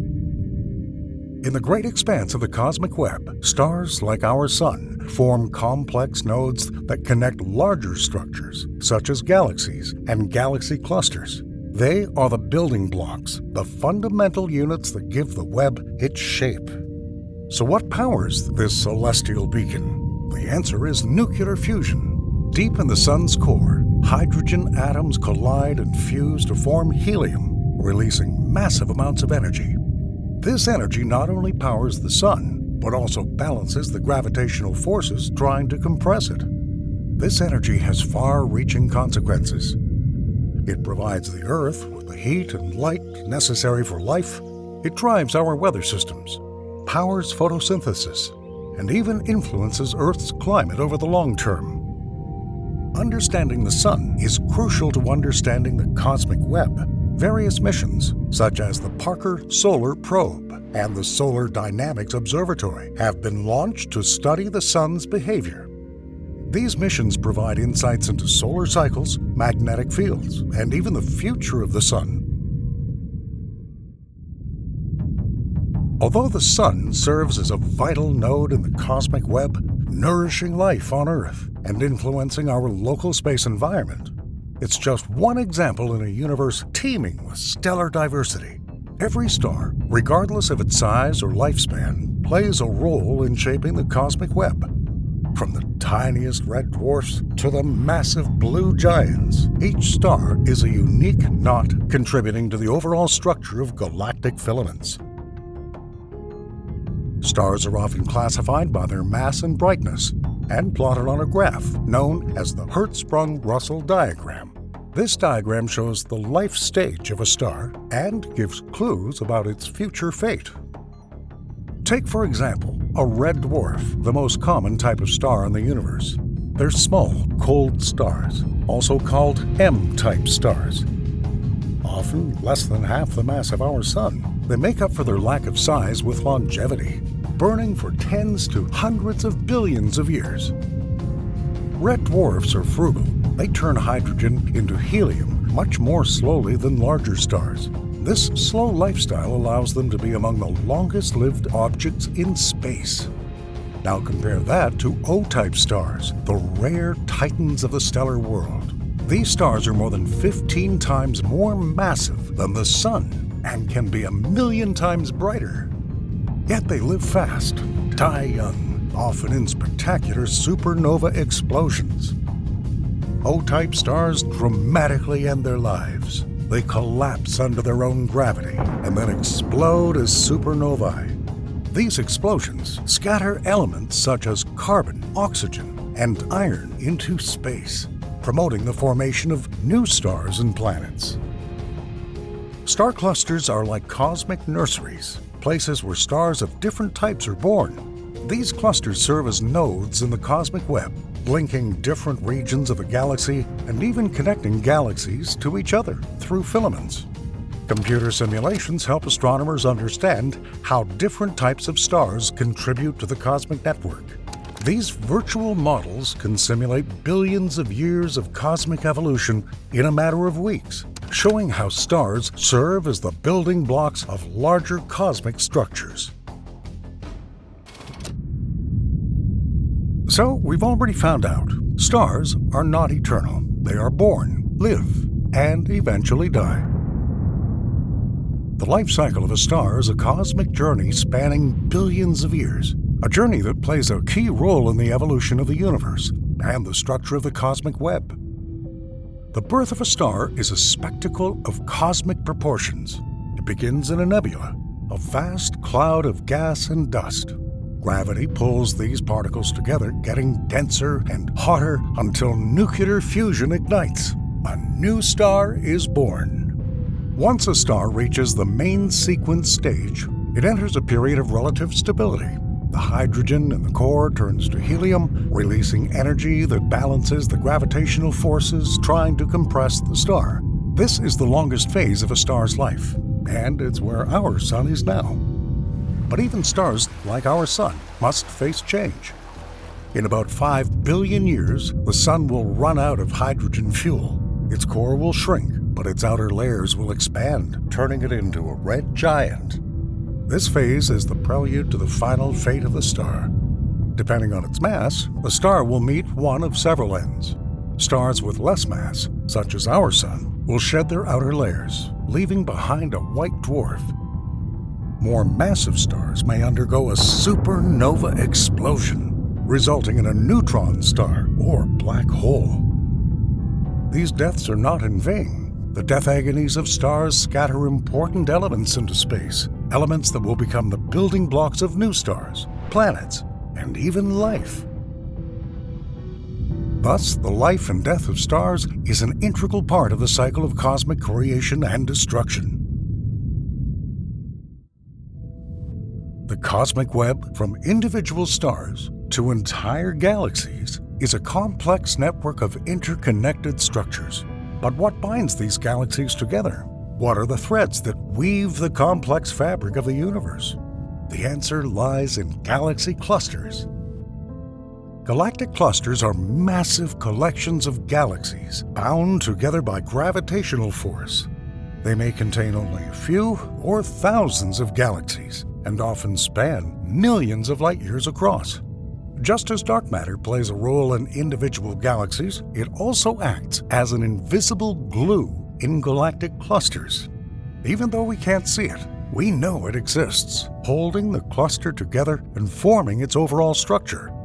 Within a cluster, galaxies are not static. They are in constant motion. Some of them may be heading toward the center of the cluster, while others may be on their way to its edge, under the influence of complex gravitational interactions.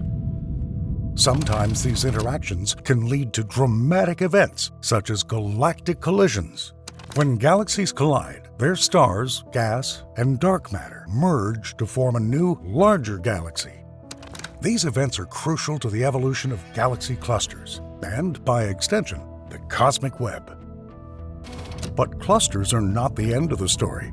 They often cluster together to form superclusters, which are among the largest known structures in the universe. These superclusters serve as the main nodes of the cosmic web, linking numerous clusters and filaments.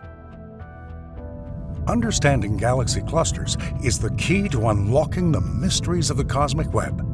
They serve as threads connecting galaxies, forming the paths along which matter and energy flow on cosmic scales.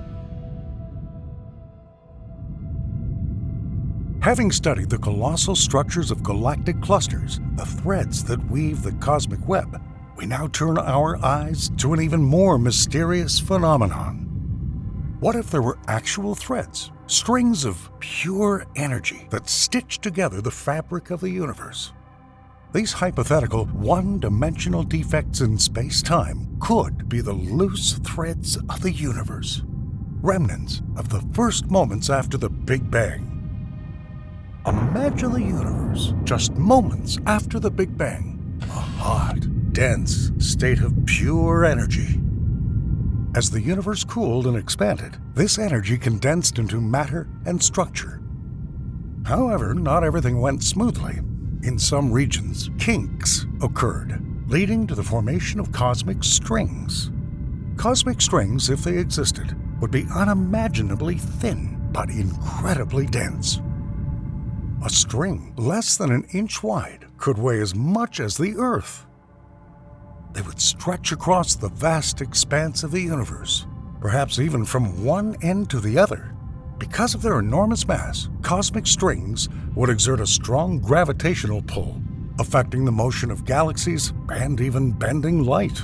They could serve as cosmic highways, directing the flow of matter and energy through the universe.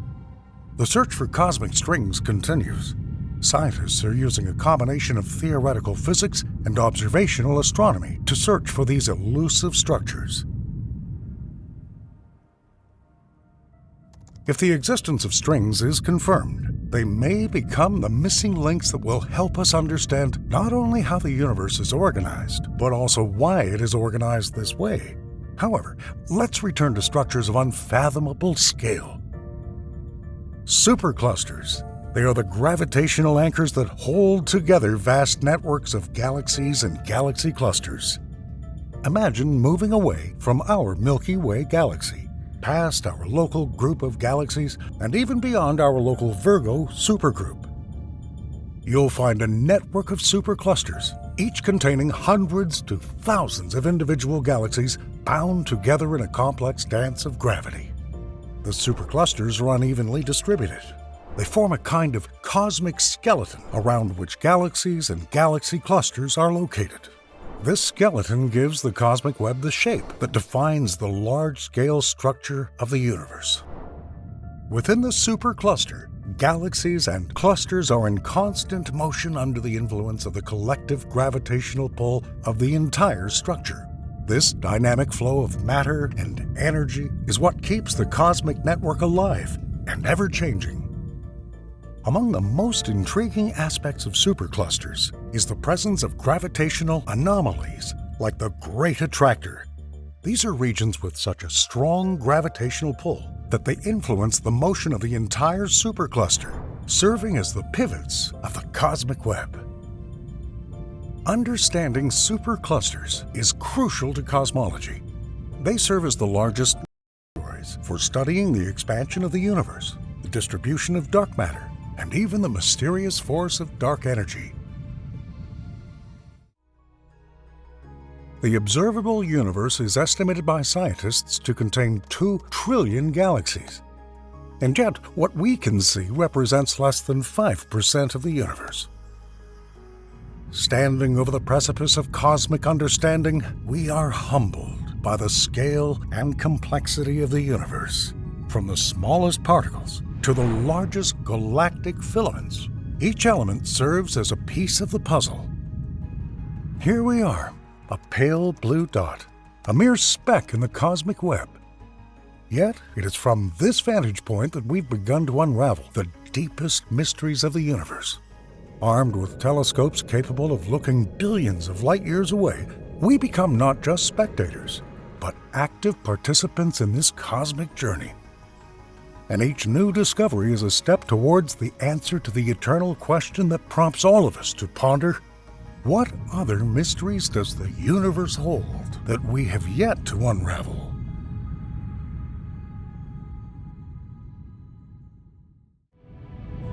Imagine a universe that's just beginning, only a few 100 million years old, a time when the first galaxies were forming. Thanks to the James Webb Space Telescope, we've made groundbreaking discoveries that take us back to an ancient era. Before you is a universe where every tiny point of light is a galaxy, a vast cluster of stars, planets, and mysteries. Among these countless galaxies, some are so distant that their light took billions of years to reach us. Studying these distant galaxies is of great importance because it helps us understand the early stages of cosmic evolution and the formation of structures in the universe. This spring, astronomers using JWST were able to peer into the earliest universe, discovering galaxies that existed more than 13 billion years ago. One of these discoveries concerns galaxies with red shifts between 9 and 11. But what does that mean? Simply put, redshift is a measure of how much light from these galaxies has been stretched by the expansion of the universe. The greater the redshift, the farther back in time we're looking. The light from these newly discovered galaxies began its journey when the universe was less than 1 billion years old. At that time, our Milky Way was just beginning to form, and only the first stars were illuminating the cosmos. Not only are these galaxies incredibly distant, but they're also incredibly young, giving us a glimpse into the formative ages of the universe. So, how did galaxies like ours originate and evolve over billions of years? Let's find out. In the depths of space, hidden among countless stars, lies Sears 43833.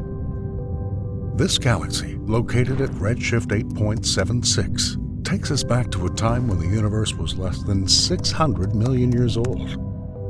Its light, traveling through the vastness of space, brings us valuable information about the early stages of galaxy formation.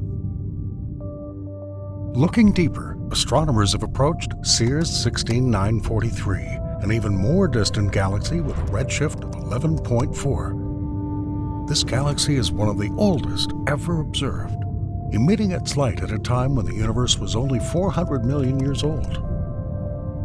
Studying such distant galaxies helps us understand the processes that led to the formation of the first stars, Finally, MAX 0647-JD appears before us, observed at redshift 10.17. This galaxy's light has taken more than 13 billion years to reach us.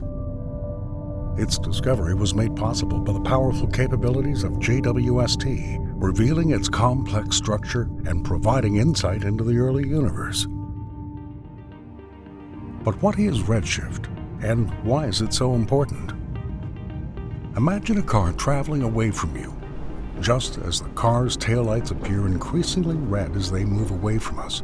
The light from distant galaxies is stretched and shifted toward the red spectrum. The higher the redshift, the more distant and ancient the galaxy is.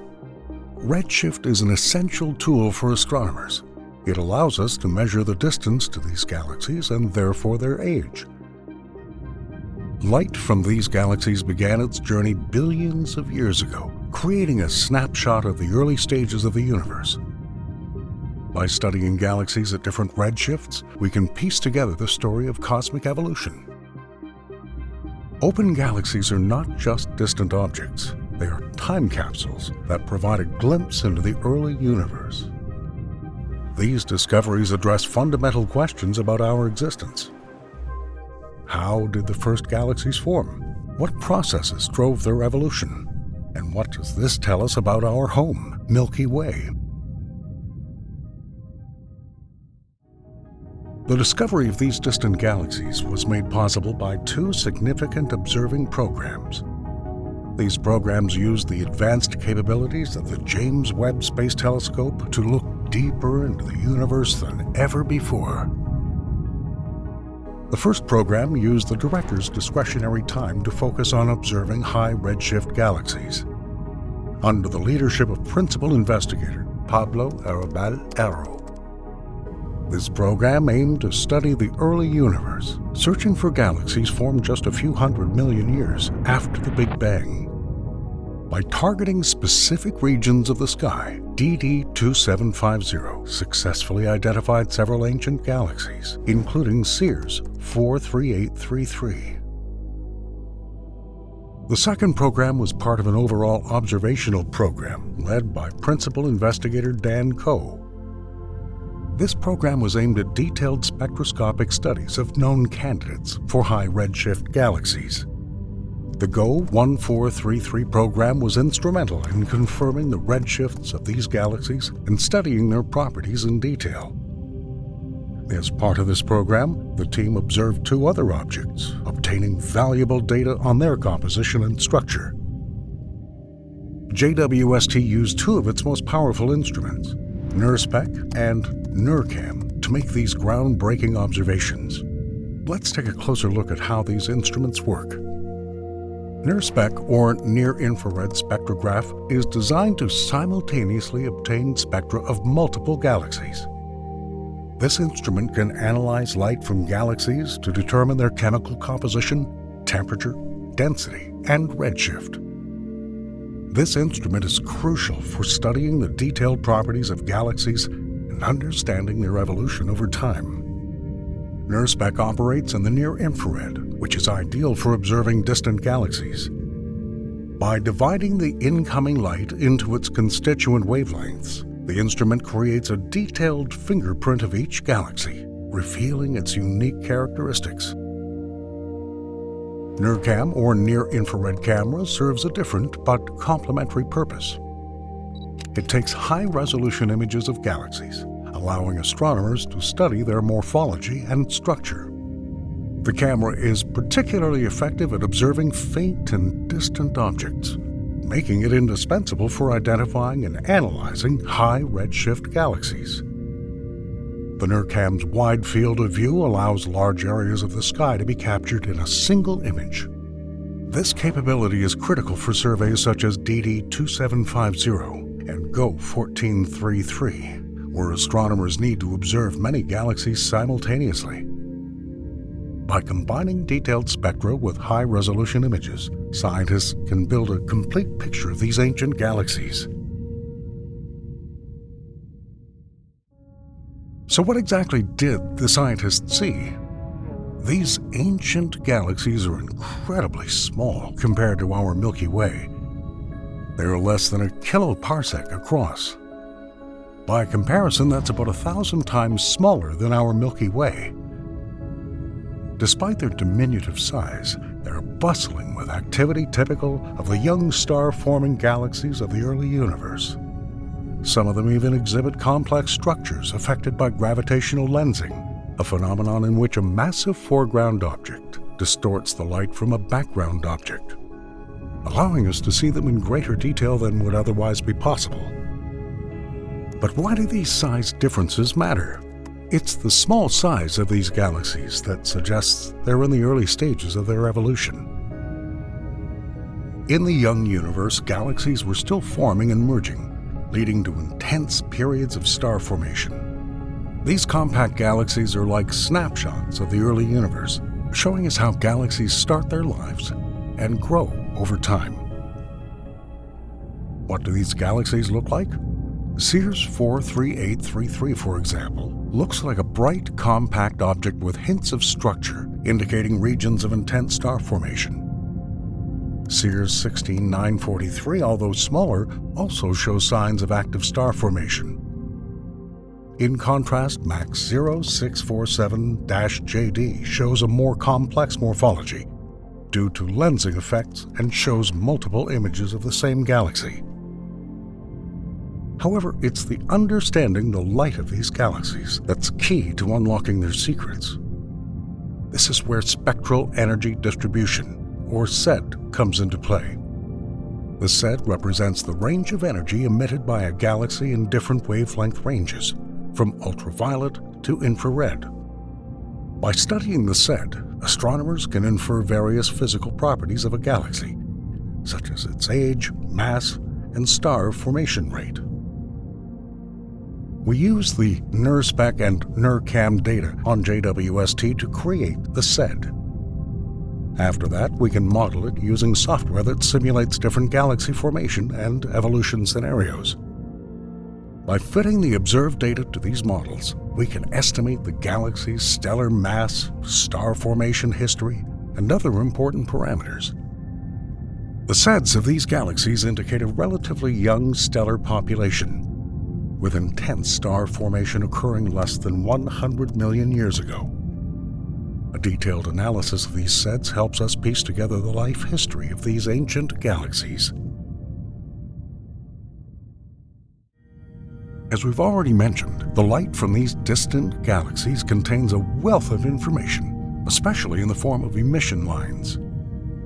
Emission lines are bright lines appearing at specific wavelengths in the spectrum that occur when elements in the galactic gas become energized and emit light. Each element produces a unique set of lines, much like a fingerprint, which allows us to determine the chemical composition of the galaxy. In addition to identifying elements, emission lines also reveal the physical properties of the galaxy's gas and stars.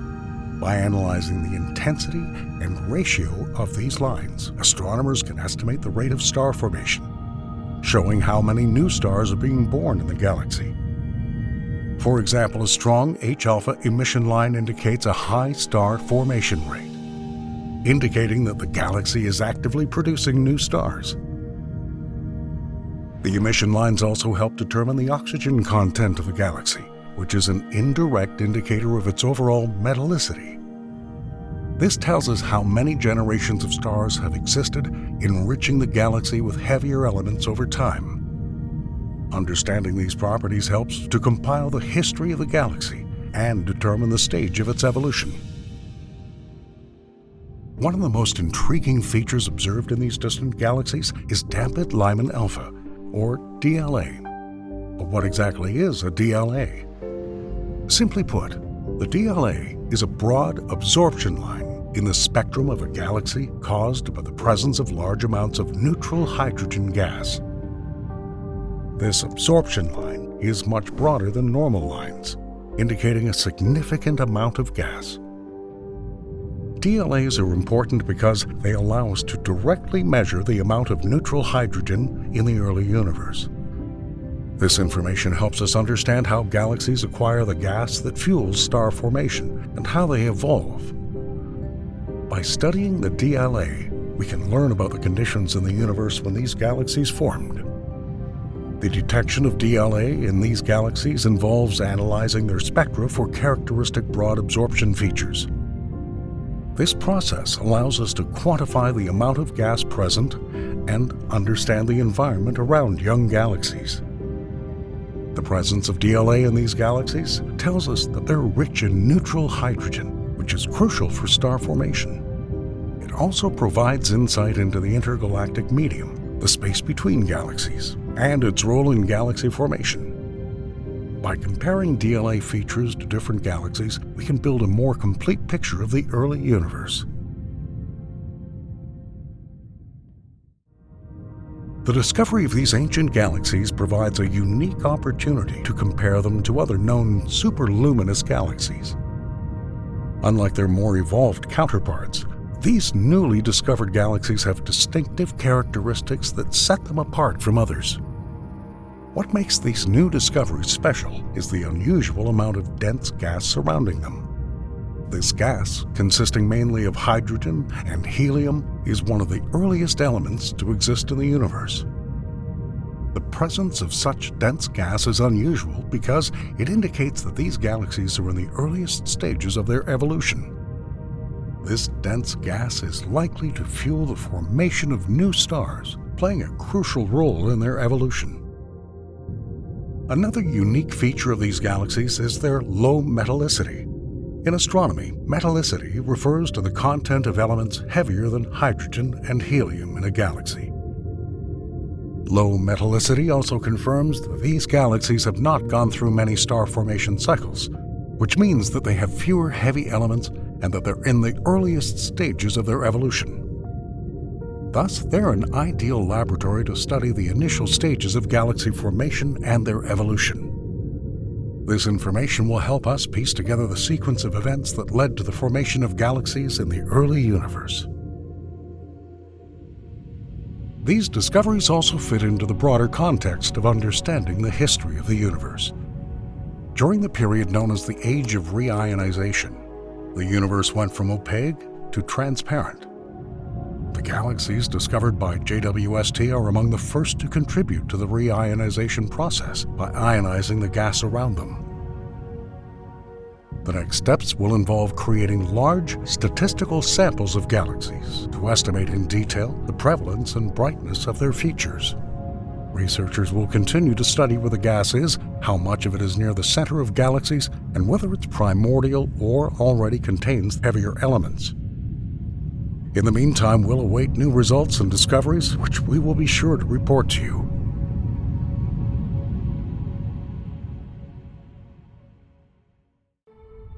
In the shadowy depths of our solar system, far beyond the last known gas giant, lies a world shrouded in intrigue and mystery.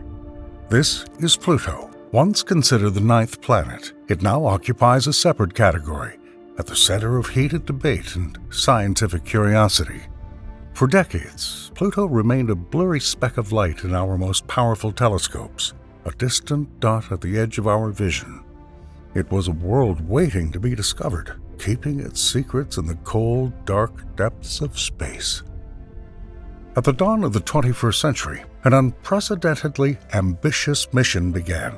The New Horizons spacecraft embarked on a billion-mile journey to explore Pluto's icy frontiers. What it discovered was astonishing in its diversity: towering ice mountains, huge nitrogen glaciers, and the legendary heart-shaped Tombaugh Regio, an object so large it can be seen from space. But these discoveries are just the beginning. Join us as we journey together into the icy depths of the outer solar system, where one dwarf planet is eagerly waiting to tell us its story.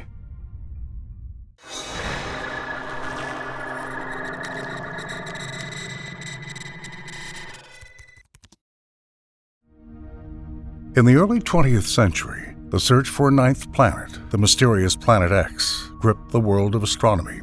The search was not just about adding another name to the list of planets. It was about understanding the unseen forces that shape the orbits of the then already known celestial bodies around us.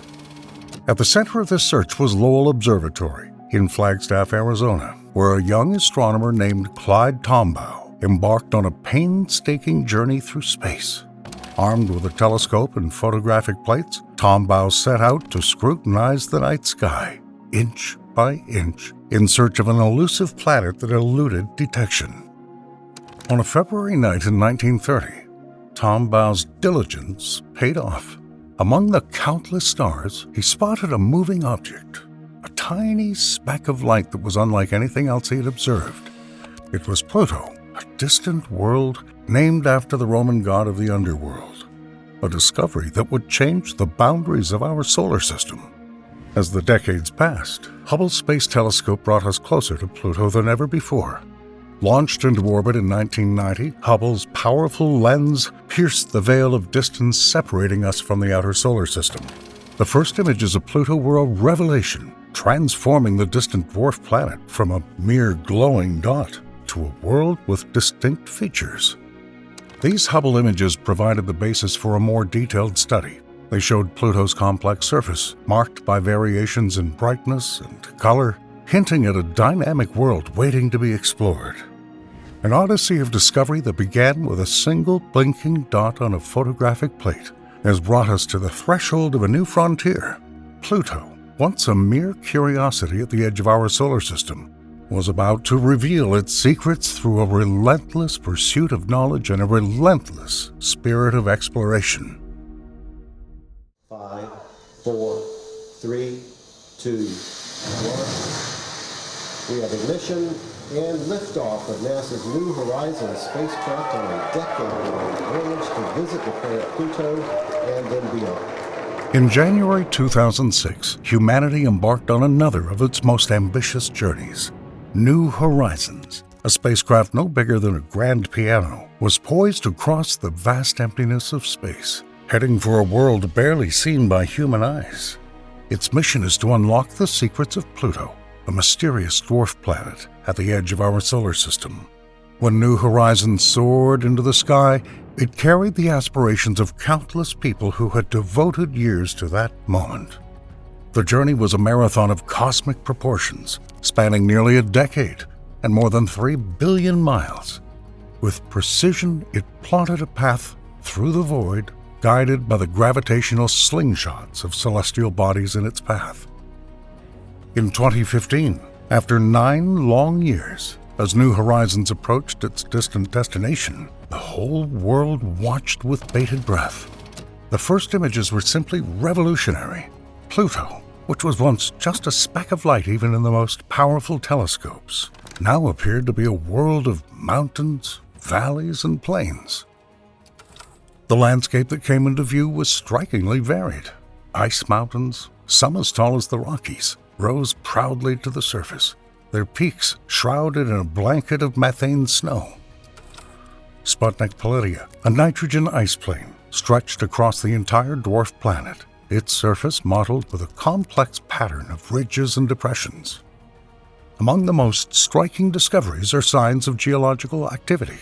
Pluto, long thought to be a frozen relic from the dawn of the solar system, turned out to be alive. Glaciers of nitrogen ice slowly flowed across the landscape, and hints of cryovolcanoes indicated that this distant world was not as inactive as previously thought. New Horizons' leap into the unknown bridged the gap between assumptions and reality. Pluto was no longer just a point of light in our telescopes. It was a dynamic world full of surprises and beauty waiting at the edge of our solar system. It was just the beginning of a new chapter in our understanding of the cosmos. Pluto's expanse of rugged landscapes is home to one of its most mesmerizing features, the Sputnik Planitia. This enormous heart-shaped glacier is not just a striking visual landmark. It's a geological marvel that's changed the way we think about this distant world. The origin of Sputnik Pallidie is a story of cosmic forces. This vast basin, stretching more than 650 miles, is believed to have been formed by the impact of a massive celestial body, an event that changed Pluto's surface and possibly its entire geology. The basin was filled with various ices, mostly nitrogen, creating a smooth, reflective plane that contrasts sharply with the surrounding topography. The surface of Sputnik Planitia is modeled with a complex pattern of convection cells, each the size of a country on Earth. These cells are the surface manifestation of ice in slow motion, churning and flowing in response to the weak heat coming from Pluto's interior. This lava lamp-like process shows that Pluto is far from the inert, frozen world we once imagined. More mysteries lie beneath the icy facade of Sputnik Planitia. The uniform mass distribution in this region, obtained from spacecraft measurements, hints at the presence of a denser layer beneath the ice. Scientists speculate that this may be a subsurface ocean. It's possible that this reservoir could contain liquid water isolated by the ice crust above. Among other discoveries, scientists have also found that Pluto has an atmosphere hovering above its icy surface, as thin and fragile as an atmosphere can be on the cold fringes of the solar system. Composed mostly of nitrogen, with traces of methane and carbon monoxide, this thin veil provides clues to understanding the planet's most mysterious processes. The structure of the planet's atmosphere does not match the primary expectations. When New Horizons flew by, it found an atmosphere extending hundreds of miles above the surface, much more extensive than expected. This thin atmospheric layer is stratified and has a complex interplay of gases that scatter and refract sunlight, creating a mesmerizing blue hue that resembles Earth's own sky. Because Pluto's journey around the Sun is unlike any other planet in our solar system, with an orbital period of an unimaginable 248 Earth years, each season on Pluto can last decades. Its trajectory is markedly elliptical. It is much closer to the Sun at perihelion than at aphelion, and its axis is tilted at an angle of 120 degrees, resulting in extreme seasonal variations on its surface. As Pluto approaches its perihelion, the heat from the distant Sun, though faint, is enough to cause a remarkable transformation. Surface ices, composed of nitrogen, methane, and carbon monoxide, begin to sublimate, a process by which these ice change from a solid state to a gaseous state, without changing to an intermediate liquid state. This sublimation is most pronounced in regions exposed to the Sun's weak but constant rays, resulting in an increase in atmospheric pressure as gases previously trapped in ice form are released to the outside. This outgassing thickens Pluto's atmosphere, making it more substantial during these warm periods. The atmosphere expands, rising hundreds of kilometers above the surface, much more than during colder periods. This expansion is uneven, and it's influenced by Pluto's topography and the composition of its ice, creating a complex and dynamic atmospheric system. As Pluto continues its long journey, moving away from the Sun and toward more distant parts of its orbit, the atmosphere is undergoing a dramatic turn of events.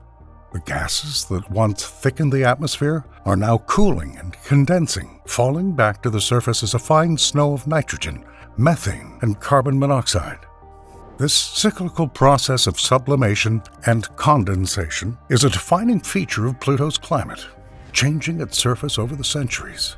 This dance of ice and vapor unfolding over the course of Pluto's long year paints a portrait of a world in constant motion. Far from a static, frozen wasteland, Pluto's surface is a dynamic environment, a reminder of the active and ever-changing nature of even the most distant members of our solar system. Another exciting discovery about Pluto's atmosphere is its escape rate. Unlike the strong magnetic fields and gravitational pull that protect the atmosphere of the larger planets, Pluto's weak gravity allows much of its atmosphere to escape into space. This atmospheric escape contributes to the ionized gas tail, an invisible comet-like trail that Pluto leaves behind it as it orbits the Sun.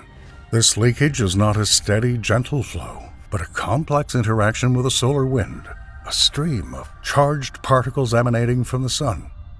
These particles, colliding with escaping atmospheric gases, create a dynamic and ever-changing environment around Pluto. a miniature magnetosphere in which the drama of solar and planetary forces is played out. From Pluto's dynamic atmosphere and unique climate, we move to its largest moon, Charon, and discover relationships and landscapes that change the very definition of celestial bodies in the outer part of our solar system. Charon, Pluto's largest satellite, orbits in synchronized motion with it. Discovered in 1978, this celestial body turns out to be more than just a satellite. It is a whole world filled with geological wonders and a unique history that's intertwined with that of Pluto. As New Horizons flew past Charon, they saw a landscape of canyons so deep and wide they could easily swallow up parts of Earth's Grand Canyon. These chasms stretched across the surface of the satellite, telling a story of geologic upheaval. Mountains rising dramatically against the lunar surface reveal a dynamic history, their peaks casting long shadows over the valleys below. The origins of Charon's dramatic topography lie in its past, marked by internal processes and possibly cryovolcanic activity. As Charon cooled and compressed over millions of years, its crust split, resulting in vast canyons. At the same time, mountains may have formed from tectonic activity as the moon's surface flexed and broke, pushing some areas upward and raising peaks. The interaction between Pluto and Charon is a kind of gravitational ballet in which both bodies are locked in a synchronized orbit. This means that Charon always faces Pluto on the same side, and vice versa, a phenomenon known as tidal locking. Unlike most moons, which orbit around their planets, Pluto and Charon orbit around a point in the space between them, known as the barycenter. This unique arrangement challenges the conventional definitions of planets and moons, suggesting a binary system where both bodies are partners in their celestial tandem. This gravitational partnership extends beyond Pluto and Charon, affecting the orbits of Pluto's smaller moons, Styx, Nix, Kerberos, and Hydra. Charon's presence stabilizes these smaller satellites, maintaining the complex balance of the system. The dynamics of this mini-solar system give us valuable insight into the gravitational interactions that shape the orbits of celestial bodies throughout the universe. Located in the vast realm of the Kuiper Belt, Pluto stands like a sentinel at the edge of our solar system. This region, a vast cluster of icy bodies extending beyond the orbit of Neptune, is a relic of the early solar system and holds the keys to understanding the formation and evolution of our cosmic neighbor. Pluto, once thought to be the 9th planet, has found its relatives among the vast number of Kuiper Belt objects, or KBOS, like dwarf planets like Haumea and Makemake, to smaller, lesser-known bodies. Each KBO has its own story that contributes to the picture of the solar system. Pluto's varied landscape, from nitrogen ice plains to towering mountains and dynamic atmospheres, reflect the complexity and diversity of the Kuiper Belt landscape. The Kuiper Belt is a window to the past, a frozen archive of the birth of the solar system. The objects included in it, including Pluto, are remnants of the time of planetary formation, untouched by the sun's heat. Their composition, ice mixed with rocks, gives an idea of the materials that abounded in the early solar system and allows us to understand the processes that led to the birth of the planets.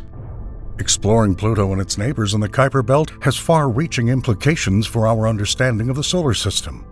Each mission, like the New Horizons flyby of Pluto and Arrokoth, peels away layers of mystery, revealing the conditions and processes that prevailed in the outer solar system billions of years ago, forcing us to consider the dynamics of planetary formation and the boundaries between planets and smaller celestial bodies. Pluto's position in the Kuiper Belt emphasizes the interconnectedness of celestial bodies, from the smallest piece of ice to the largest gas giant. The dynamics of the Kuiper Belt, with its resonances and orbital interactions, influence the stability and evolution of the outer solar system, shaping the trajectories of comets and affecting the environment of Neptune. However, New Horizons exploration didn't end there. After its historic flyby of Pluto, it traveled onward to Arrokoth, a Kyper belt object, meeting it on January 1, 2019, marking the next milestone in space exploration. Arrokoth, resembling a clay snowman, demonstrated the soft merger of two primordial objects, offering unprecedented insight into the building blocks of the early solar system. The story of Arrokoth's formation is a testament to the slow and gentle processes that dominated the outer regions of the early solar system.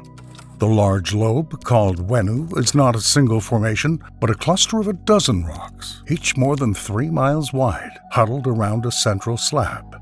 This cluster refutes previous notions of high-velocity collisions in planetary formation, suggesting instead a gradual merger at speeds of less than a dozen feet per second. This intricate interaction between two lobes, losing angular momentum and smoothly merging, forms an image of a patient cosmos where the building blocks of the planets come together in a heavenly cycle of gravity and time. Looking ahead, the horizon of solar system exploration is littered with potential. Concepts for the next New Horizons missions are already stirring the imagination of scientists and engineers. One of them envisions an orbiter capable of mapping Pluto's surface with unprecedented resolution, penetrating the mysteries of its small satellites, and even exploring the eternal darkness of the regions enveloped by Pluto's axial tilt. The project, inspired by the legacy of Cassini, proposes to use Charon's gravity to create complex orbital trajectories around Pluto, allowing for a comprehensive study of the dwarf planet and its satellites. Such missions could utilize electric propulsion, replicating the success of NASA's Dawn, and could potentially go beyond the Pluto system and explore new frontiers in the Kyper belt. New technologies such as direct fusion drives promise to propel future spacecraft to the outer solar system with unprecedented speed and efficiency. A report titled "The Fusion-Enabled Pluto Orbiter and Lander" from NASA's Innovative Advanced Concepts (NIAC) program describes a mission to Pluto with a direct fusion drive. Using a fusion reactor, a 1,000-kilogram orbiter and landing module could reach Pluto in just 4 years, more than twice the speed of New Horizons. These promising propulsion systems could significantly shorten the travel time, opening new pages in the exploration of the distant worlds of our outskirts. As we travel the vastness of space, exploring distant worlds and discovering the secrets they hold, our understanding of the cosmos continues to evolve. The story of Pluto, from its discovery to the present day, is a vivid reminder of the dynamic nature of science and our attempts to categorize the universe around us. Pluto's unique orbital interaction with Neptune adds another layer to its fascinating story. During its 248-year orbit around the Sun, Pluto appears closer to the Sun than Neptune for a brief time, challenging the view of its position as the ninth planet. This crossing of orbits, when Pluto and Neptune change places, occurs because of the elliptical trajectory of Pluto's orbit and its inclination relative to the plane of the solar system. Despite this temporal shift, Pluto's overall trajectory ensures that there's no risk of collision with Neptune due to their mutual orbital resonance.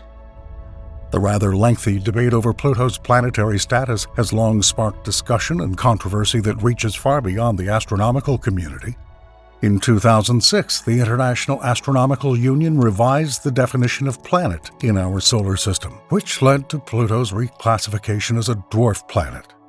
This moment was not only a turning point for Pluto, but also a catalyst for the reclassification of celestial bodies. Pluto's history is closely tied to the Kyper belt, a region teeming with objects that blur the boundaries between planets, moons, and smaller celestial bodies. Studying Pluto and its neighbors makes us think about the wide range of characteristics that celestial bodies can possess, from their atmospheres and geology to their orbits and interactions. In the grand canvas of the cosmos, every thread, from the smallest asteroid to the mightiest gas giant, plays a critical role in the history of our solar system. As we stand at the threshold of new exploration, Pluto's legacy and the knowledge gained from the Kyper belt serve as beacons guiding us to a deeper understanding of our place in the universe. Rethinking our cosmic neighborhood is not just about the labels we place on it, but about embracing the diversity and complexity of the universe. Surely you've heard by now that black holes can be so massive that they can outshine entire galaxies. But some of them are quite mobile, so much so that they roam the Milky Way like cosmic ghosts, undetectable. Of course, you may be confused or even mesmerized by the fact that the nearest black hole to Earth is not as far away as you think. And when these cosmic giants collide, they generate frequencies as unique as fingerprints. Frequencies that may hold the key to unlocking the deepest mysteries of the universe. But did you know that these waves interact in a far more complex way than we ever imagined? Get ready for an extraordinary journey as we begin to delve into the mysteries of black holes, the truly enigmatic titans of the universe.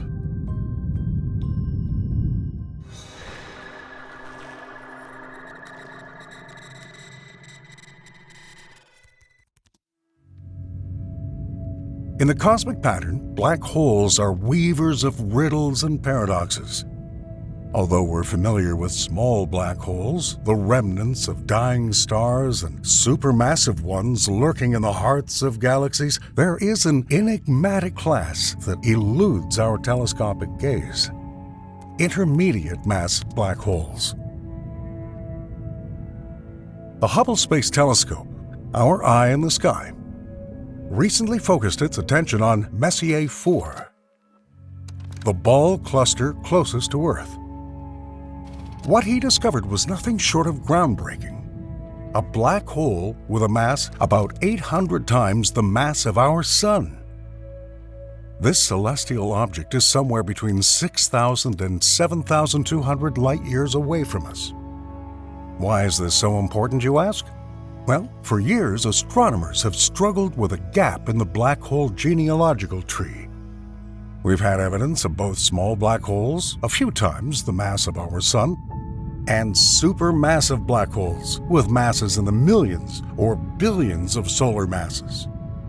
But black holes of intermediate mass turned out to be a missing link, mysterious relatives about which everyone has heard but no one has met. An equally interesting question is how these black holes of intermediate mass form. One theory suggests that they could be the nuclei of dwarf galaxies that lost their outer stars when they merged into larger galaxies. Another theory states that they could have formed from the collision and merger of smaller black holes. Identifying these elusive black holes is no easy task. It requires a symphony of scientific instruments, from X-ray observatories to precise calculations based on the motion of surrounding stars. The Hubble Space Telescope, with its unprecedented resolution, has played an important role in this discovery. The presence of a black hole affects its cosmic environment. By studying the gravitational choreography of stars orbiting this massive object, scientists have been able to estimate its mass.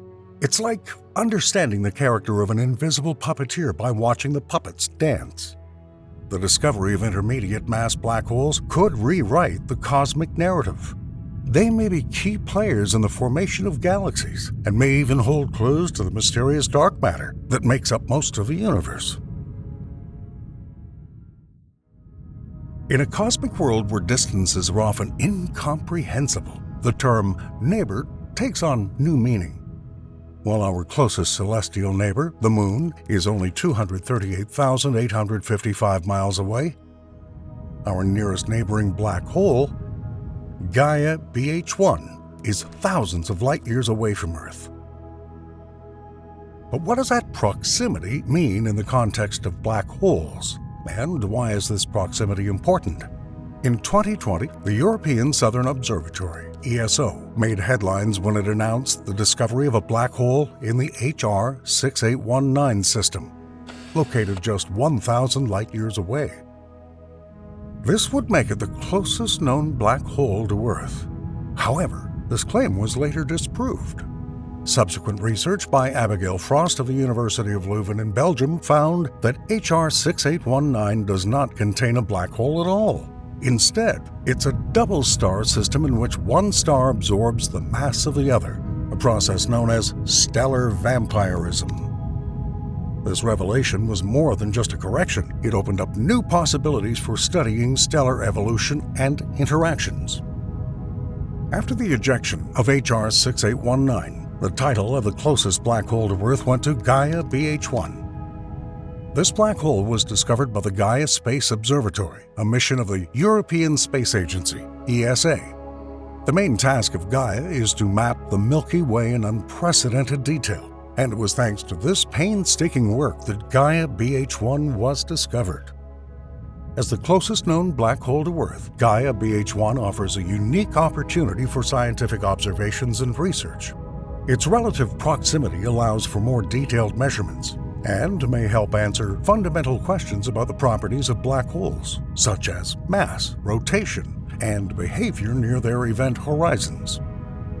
The study of black holes like Gaia BH1 relies on several observational instruments, from X-ray observatories to radio telescopes. Each instrument represents a piece of the puzzle. The closer a black hole is, the more accurately these instruments will be able to measure its properties, offering a more complete picture of these mysterious objects. Beyond its scientific significance, the idea of a nearby black hole captivates the public imagination. It makes the cosmic more personal and provides a tangible focus for education and outreach. The story of Gaia BH1 can serve as a gateway for people to astronomy and astrophysics, enriching our collective understanding of the universe. In the cosmic theater, black holes often play the role of mysterious villains lurking in the centers of galaxies or double star systems. But what happens when a black hole is left to roam the universe alone, unconnected to any galaxy or star? What causes these black holes to become rogue? And how do astronomers even manage to find such elusive objects? Let's dive into the mysterious world of rogue black holes. The scientific community was ecstatic when astronomers announced the first ever unambiguous discovery of a wandering black hole. Located 5,000 light-years away from Earth, this black hole weighs 7.1 times the mass of our Sun and moves at a staggering speed of about 28 miles per second. The key to this revolutionary discovery lies in a phenomena predicted by Einstein's general theory of relativity, known as gravitational lensing. When a massive object, such as a black hole, passes in front of a background star, its intense gravitational field deflects the light of that star. This creates a brief brightening phenomena, which is how this wandering black hole was discovered. As we know, the birth of a wandering black hole is nothing short of a dramatic event. When a massive star exhausts its nuclear fuel, its core collapses, leading to a supernova explosion. The energy released can be so enormous that it ejects the newborn black hole from its stellar cradle, sending it on an endless journey through space. And this is how our newly discovered wandering black hole likely began its cosmic odyssey. What is even more intriguing is the speed at which this wandering black hole is traveling. Its speed is about 28 miles per second, which is a very large value relative to the nearest stars. This speed is likely the result of the very impact of a dying massive star, sending it on a lonely journey. The discovery of this lone black hole is just the tip of the iceberg. In upcoming missions, such as the European Space Agency's Gaia telescope and NASA's Nancy Grace Roman Space Telescope, astronomers expect to find even more such space travelers. These future discoveries will not only increase the number of known rogue black holes, but also refine our theories about their properties and frequencies. Each galaxy is like a cosmic dance floor, where stars, gas, and dust swirl in a complex choreography. At the center of this dance is a supermassive black hole that sets the rhythm and tempo of the entire galaxy. Research published in the monthly notices of the Royal Astronomical Society shows that galaxies and their central black holes grow together, regardless of their location in the universe. Astronomers have long been puzzled over the relationship between the mass of a galaxy and its central black hole. The two seem to be aware of each other, even though the black hole is much smaller than the galaxy in which it resides. This relationship implies a deep cosmic connection, a kind of cosmic codependency where the growth of one affects the other. One of the most intriguing questions in astronomy is, which came first, the galaxy or its central black hole? The answer remains elusive. What is clear, however, is that a close connection was established very quickly on a cosmic scale, paving the way for a complex interplay of growth and evolution. Let's dive into the young, gas-rich galaxies, the cradle of giant black holes. These galaxies are like cosmic nurseries, teeming with the raw materials needed for star formation and black hole growth. Studies show that such galaxies, known as blue nuggets, have exceptionally high star formation rates. They are fed by nearby gas streams, which not only accelerate star formation, but also contribute to the rapid growth of their central black holes. When black holes are fed, they become active. The gas around them heats up and emits powerful waves of radiation. This heated gas is less likely to hit the black hole, creating a feedback loop that stabilizes the size of the black hole. However, as the galaxy grows, it can push more gas toward the center, allowing the black hole to feed and grow again. The relationship between galaxies and their black holes adjusts itself. If a black hole is too large for its galaxy, it grows slower, and if it's too small, it catches up due to the abundance of gas and dust in the galaxy. So some galaxies defy the norm. These blue nuggets, despite their small size, have exceptionally large central black holes. As these galaxies age, their star formation stops, and they turn into red nuggets, still retaining their huge black holes. As we move farther into the black hole abyss, it becomes apparent that young, gas-rich galaxies serve as the birthplace of various black hole phenomena, whether they're luminous black holes or intermediate mass, wandering black holes hurtling through space, or the nearest black holes to Earth. Their origins can often be traced back to these bright, young galaxies. Understanding the cradle of these cosmic giants helps us unlock the mysteries that black holes hold. Now, let's look at something really rare. There is a situation where black holes collide. In doing so, they create a cosmic symphony of gravitational waves around them that vibrate in the very fabric of space-time. These waves, first detected by the Laser Interferometer Gravitational Wave Observatory, in 2015, opened a new frontier in astronomy. However, recent research shows that these waves interact in complex ways as they propagate, thereby testing our understanding of gravity and the general theory of relativity. Traditionally, scientists have used linear models to describe these waves. However, a new study has revealed nonlinear effects that reveal a more complex picture. It's akin to the difference between a calm pond and a rough sea. In a calm pond or linear pond, the throw of a stone creates an isolated ripple. In a stormy sea or nonlinear, however, multiple forces interact to create complex wave patterns. When black holes collide, they emit unique frequencies or chirps.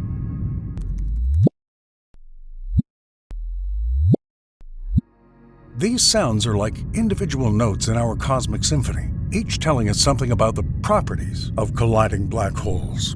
They offer a new way to test the limits of the general theory of relativity and may even provide clues to the nature of dark matter. Recent discoveries have shown that pairs of black holes in dwarf galaxies are on a collision course. These dwarf galaxies attract gas that feeds their black holes, causing them to grow even before they merge. This process is a microcosm of the larger universe, where galaxies and their central black holes grow in tandem. These colliding dwarf galaxies offer a glimpse into the early universe, which was filled with similar small galaxies. Most of these eventually merged to form larger galaxies, like our Milky Way. Understanding these processes helps us piece together the cosmic mystery of galaxy and black hole formation. As we travel deeper into the abyss of black holes, we discover that each type, from luminous black holes of intermediate mass to wandering black holes hurtling through space, plays a unique role in this great cosmic symphony. The next generation of gravitational wave detectors will likely deepen our understanding of these cosmic phenomena. And of course, each discovery, from the frequencies they generate to the nature of gravity itself, undoubtedly adds a new level to our understanding of the universe. As our telescopic eyes become sharper and computational models become more sophisticated, who knows what other cosmic mysteries these giants of the cosmos will reveal. In the 21st century, humanity finds itself at a crossroads at a moment in history when we can see the stars, but not yet touch them. Born in the era between exploring our own planet and the possibility of reaching other worlds, we stand on the threshold of an extraordinary journey. It's not just about rockets or physics, but about our survival and our place in the universe. Imagine a future in which Earth faces an existential threat, a catastrophic collision with an asteroid, a climate collapse, or something completely unforeseeable. Our solution? Build generation ships, colossal spaceships that serve as floating cities where multiple generations are born, live, and die while traveling to another star, to a new home. Einstein's special theory of relativity tells us that traveling faster than light is impossible. However, space is within our reach, even at a speed that is only a fraction of the speed of light. Generation ships traveling at a significant fraction of light speed could travel vast distances between stars. With technology such as matter-antimatter engines, compact fusion drives, and even black hole propulsion, what seems like science fiction could become a reality. But these ships are not just vessels. They are lifeboats for humanity. They must sustain life for centuries, perhaps millennia, facing the challenge of space travel, genetic diversity, and mental health. Each ship will be a microcosm of Earth, with its social structures, cultural heritage, and daily challenges. What would it take to build such a ship? How can its inhabitants survive and thrive? Join us as we delve into the intricacies of interstellar travel without exceeding the speed of light. Today, we'll try to unlock the secrets of how humanity can one day travel to the stars, but not in an instant, but through generations. Planning for interstellar travel is not only about technology, but also about predicting why such travel might become necessary. Foreseeable threats to humanity's survival may force us to seek refuge outside our solar system. Understanding these threats will help us prepare for possible future scenarios that could force humanity to embark on such an extraordinary journey. One of the most immediate threats comes from space itself: comet impacts. Throughout Earth's history, collisions with comets and asteroids have caused mass extinctions and major climate shifts. A strong enough collision could make Earth uninhabitable, forcing us to seek a new home among the stars. Another serious threat is climate collapse. Human activity has already led to significant changes in our climate: rising temperatures, melting polar ice caps, and increasingly severe weather events. If these trends are not controlled, Earth could become hostile to human life, making searching for habitable exoplanets a top priority. Technological progress, while bringing enormous benefits, also carries significant risks. Advances in artificial intelligence, biotechnology, and autonomous systems could lead to scenarios where humanity faces a threat from its own creations. uncontrolled AI, or engineered pathogens could become existential risks, leading to the need to establish human colonies on distant worlds as a defense of our species. In search of a new home, Proxima Centauri B is a prime candidate. Located just 4.24 light-years away in the Alpha Centauri system, it is the closest known exoplanet that's in the habitable zone of its star. As many know, this zone, often referred to as the Goldilocks zone, is the area around a star where conditions may be optimal for the existence of liquid water, an essential ingredient of life for humanity. Proxima Centauri B was discovered in 2016 and has been the subject of intense study ever since. It orbits a red dwarf star that's smaller and colder than our Sun, meaning the planet would have to be much closer to its star to be in a habitable zone. This proximity, while favorable for retaining heat, also exposes the planet to flares and radiation, which must be considered when planning human habitation.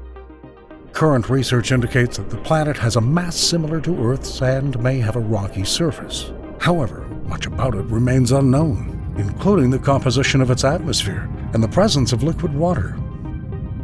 Future missions and observations will be needed to collect more data and assess its suitability for life.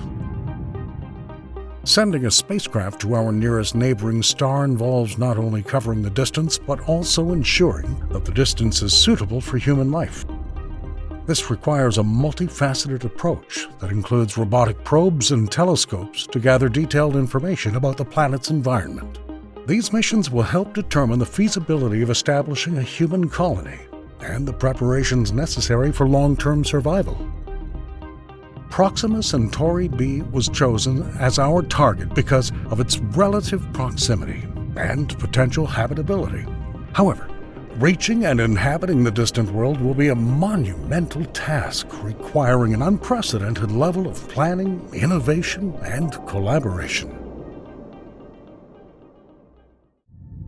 The dream of exploring the stars has always been tempered by the harsh realities of physics and time.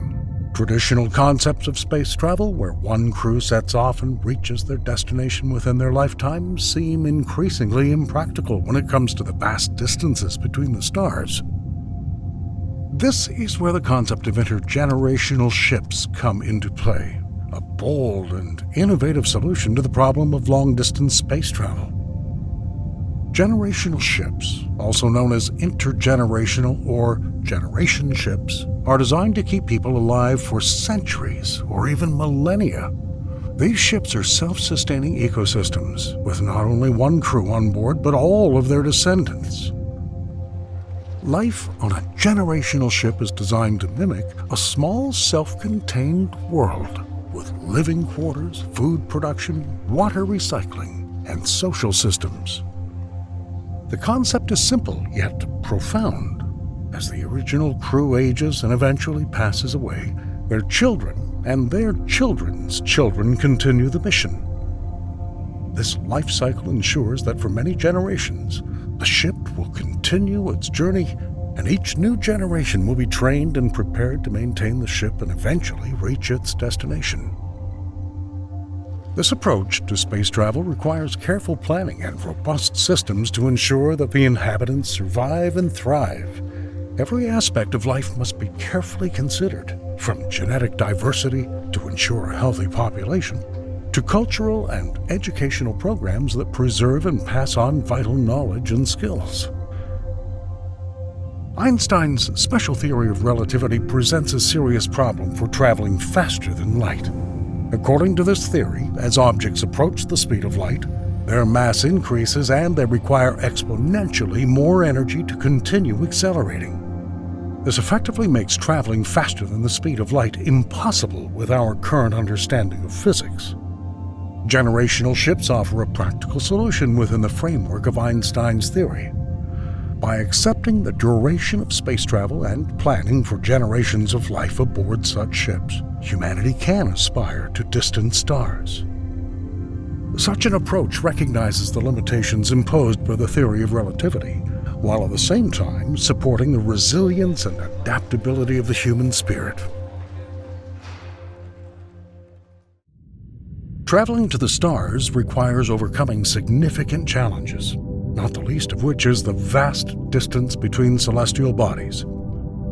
To make interstellar travel feasible within a human lifetime, we have to take a closer look at the advanced propulsion techniques and the intriguing phenomenon of relativistic time dilation. Relativistic time dilation is a consequence of Einstein's special theory of relativity. When an object approaches the speed of light, time on board is slowed down compared to the time experienced by an observer at rest. This means that for a spacecraft traveling at a significant fraction of the speed of light, the travel time of the crew will be shortened compared to those who remain on Earth. For example, if a ship could travel at 90% of the speed of light, time dilation would cause 1 year aboard the ship to be equivalent to more than 2 years on Earth. Because of this effect, interstellar journeys stretching over decades or centuries may seem shorter to the crew, although they do not shorten the actual distance. Several advanced propulsion methods have been proposed to achieve the high speeds required for interstellar travel. Each method has its own set of problems and potential advantages. For example, antimatter propulsion involves the annihilation of matter and antimatter with the release of enormous amounts of energy. This reaction releases energy much more efficiently than chemical rockets, potentially allowing spacecraft to reach significant fractions of the speed of light. However, producing and storing sufficient antimatter remains a major technical hurdle. On the other hand, compact fusion reactors use nuclear fusion, the same process that powers the sun, to produce energy.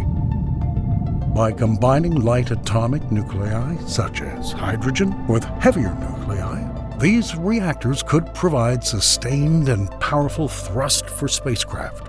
While controlled fusion technology is promising, it's still under development, and building a compact and reliable reactor suitable for spaceflight is another major engineering challenge. Black hole propulsion is a more speculative concept that involves harnessing the enormous gravitational energy of a black hole to propel a spacecraft. The idea is to create a small artificial black hole and harness the energy of the Hawking radiation it emits. Theoretically, this method could provide continuous and powerful acceleration, but the technology to create and control artificial black holes is still in the realm of something fantastic, far beyond our current capabilities.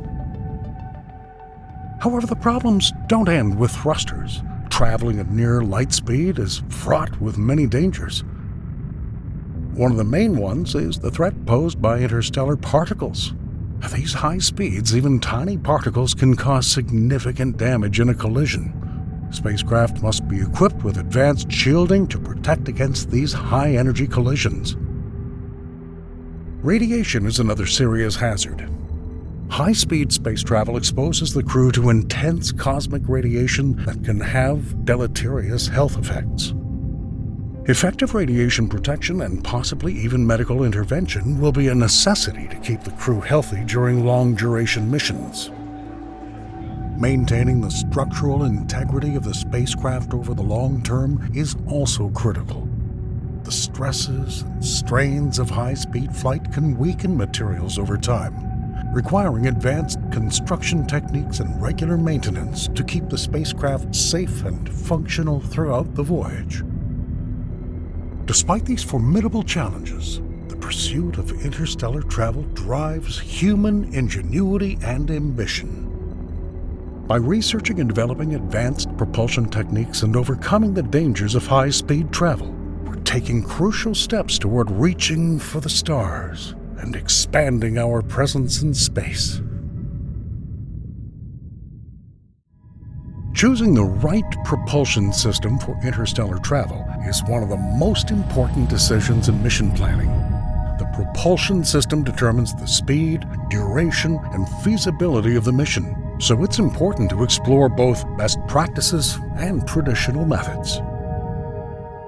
One promising approach is to scale up the traditional propulsion technologies. NASA's Parker Solar Probe uses a combination of chemical propulsion and gravitational assists to achieve unprecedented speeds. The probe is traveling at more than 430,000 miles per hour, which is approximately 0.064% of the speed of light and makes it the fastest man-made object to date. Its propulsion system is based on hydrazine thrusters, powered by solar energy, which showed the potential of using existing technology for high-speed space travel. Gravitational assists, or slingshot maneuvers, use the gravity of planets or other celestial bodies to increase the speed of a spacecraft without expending additional fuel. By carefully planning a trajectory, a spacecraft can gain significant speed, reducing travel time over vast distances. This technique, while insufficient by itself for interstellar travel, can be an important component of a multi-stage propulsion strategy. Scaling up these traditional technologies involves developing more efficient thrusters and larger amounts of fuel. Another promising area is innovation in ion thrusters, which use electric fields to accelerate ions and create thrust. Ion thrusters are highly efficient and can operate for long periods, making them suitable for long-duration missions. The combination of these advanced conventional methods could be a practical solution for the initial stages of interstellar travel. For faster travel, we must consider more advanced propulsion methods, such as nuclear propulsion. One of the most intriguing concepts in this category is the Orion project, first proposed in the 1950s. This method involves a series of thermonuclear explosions behind the spacecraft, each of which creates a powerful thrust to propel the spacecraft forward. The Orion project uses a massive pusher plate at the rear of the spacecraft, designed to absorb shock waves from explosions and convert them into forward momentum. By repeating this process in a controlled manner, the spacecraft will be able to reach significant fractions of the speed of light, drastically shortening the flight time to nearby stars. Although the concept is theoretically sound, many technical and safety problems still have to be solved. Controlling the timing and directions of explosions requires precise design, and the spacecraft in turn must be designed to withstand enormous loads. In addition, the environmental impact of launching such a vehicle from Earth must be carefully considered, which may also require space launch platforms. Another fusion engine concept is the Dataless project, which involves using fusion reactions to propel a spacecraft. This method involves the use of small pellets of fusion fuel, such as deuterium and helium-3, which are ignited by electron beams to create a constant thrust. The Dataless project aims to reach speeds of up to 12% of the speed of light, which would make it possible to travel to the nearest stars within a human lifetime. Fusion propulsion offers a more controllable and potentially safer alternative to the Orion method. However, the technology to build reliable and efficient fusion reactors for spaceflight is still under development. Significant advances in fusion research and engineering are needed to make this approach viable for interstellar missions. Choosing the right propulsion system is a balance between feasibility, safety, and performance. Traditional methods, such as those used in the Parker Solar Probe, offer practical short-term solutions, while advanced fusion propulsion concepts such as the Orion and Dataless projects promise the potential for faster and more ambitious interstellar travel. Ensuring the survival and health of the crew over multiple generations is a cornerstone of generational ship planning. One of the most important aspects is maintaining genetic diversity, which is necessary to prevent inbreeding and genetic diseases that could jeopardize the mission. To solve the problem of genetic diversity, scientists use Monte Carlo simulations. These models use statistical methods to simulate and predict genetic variability over many generations. By introducing various parameters such as initial population size, mutation rates, and reproductive patterns, These simulations can provide insight into the genetic health of a population over time. Monte Carlo simulations help determine the minimum population size needed to maintain genetic diversity and prevent inbreeding depression. They also take into account possible random events, such as accidents or disease, that could affect the population. Such modeling is essential to creating a sustainable human colony that can thrive for centuries. Maintaining genetic diversity requires careful planning of reproductive strategies and potential genetic screening. The crew must be educated about the importance of genetic health and the steps necessary to maintain it. This includes monitoring genetic diversity and making informed decisions about partnership and reproduction. Research shows that a minimum initial population of at least 100 individuals is required to maintain genetic health over several generations. This figure comes from studies by scientists such as Frédéric Morin and Camille Belouffi, who have extensively studied the genetic dynamics of small isolated populations. In their research, Morin and Belouffi use Monte Carlo simulations to explore different scenarios, including different population sizes and reproductive strategies.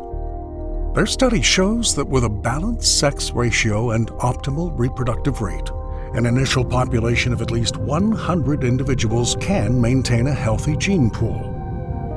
This population size ensures that genetic drift and inbreeding will not jeopardize the health and viability of future generations.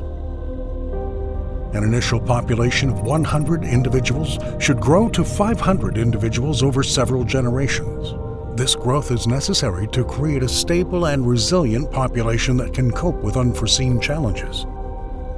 The modeling takes into account various factors, such as random genetic mutations, environmental influences, and possible catastrophes to ensure the sustainability of the population. Designing a generational ship to accommodate a growing population involves planning for adequate living space, resources, and social structures. The ship should provide educational, health, and recreational facilities to support the physical and mental well-being of the crew. And this includes collaborative activity spaces and private living quarters to provide a balance between social interaction and personal privacy. Beyond the physical infrastructure, it's vital to maintain social cohesion and cultural continuity. The crew must develop a shared sense of purpose and identity to foster cooperation and sustainability. Cultural and educational programs play a key role in maintaining the knowledge and values necessary for mission success. Effective crew and population planning is essential to the success of a generational ship. Using advanced genetic simulations and research, we can ensure that the population remains healthy and viable. With careful planning and a commitment to maintaining social and genetic health, humanity can thrive on the path to the stars, ensuring the survival and prosperity of future generations. Above all, however, designing a generation ship capable of sustaining human life for centuries involves creating a self-sustaining environment that mimics the basic aspects of life on Earth. This includes creating artificial gravity, producing food, and recycling vital resources such as water and air. These systems must be reliable, efficient, and able to operate autonomously for long periods. One of the most important aspects of ship design is the creation of artificial gravity to maintain the health and wellness of the crew. Prolonged exposure to microgravity can lead to muscle atrophy, loss of bone density, and other health problems. To counteract these effects, generation ships can use rotating media to create a centrifugal force that mimics Earth's gravity. The most practical design involves a large rotating ring or cylindrical section where the crew lives and works. As the structure rotates at a certain speed, centrifugal force pushes the occupants outward, simulating the effect of gravity. For example, a ring with a radius of 100 yards must rotate at a rate of about 3 revolutions per minute to create an artificial gravity of 1 g, similar to Earth's. This design not only helps maintain physical health, but also provides a familiar environment that can alleviate the psychological challenges of living in space. Rotating habitats can include living quarters, recreational areas, and workspaces designed to optimize the use of available space and resources. Reliable and efficient food production systems are also required to sustain populations for generations to come. Hydroponic and aeroponic systems offer solutions for growing crops without soil, using nutrient-rich water or mist to nourish the plants. These methods are highly efficient, use less water and space than traditional farming, and are well suited to the controlled environment of our ship. Hydroponic systems involve growing plants in nutrient solutions with their roots suspended in water. Aeroponic systems, on the other hand, use a fine mist to deliver nutrients directly to the roots. Both systems can grow a wide range of crops, from leafy greens to root vegetables, providing balanced nutrition for the crew.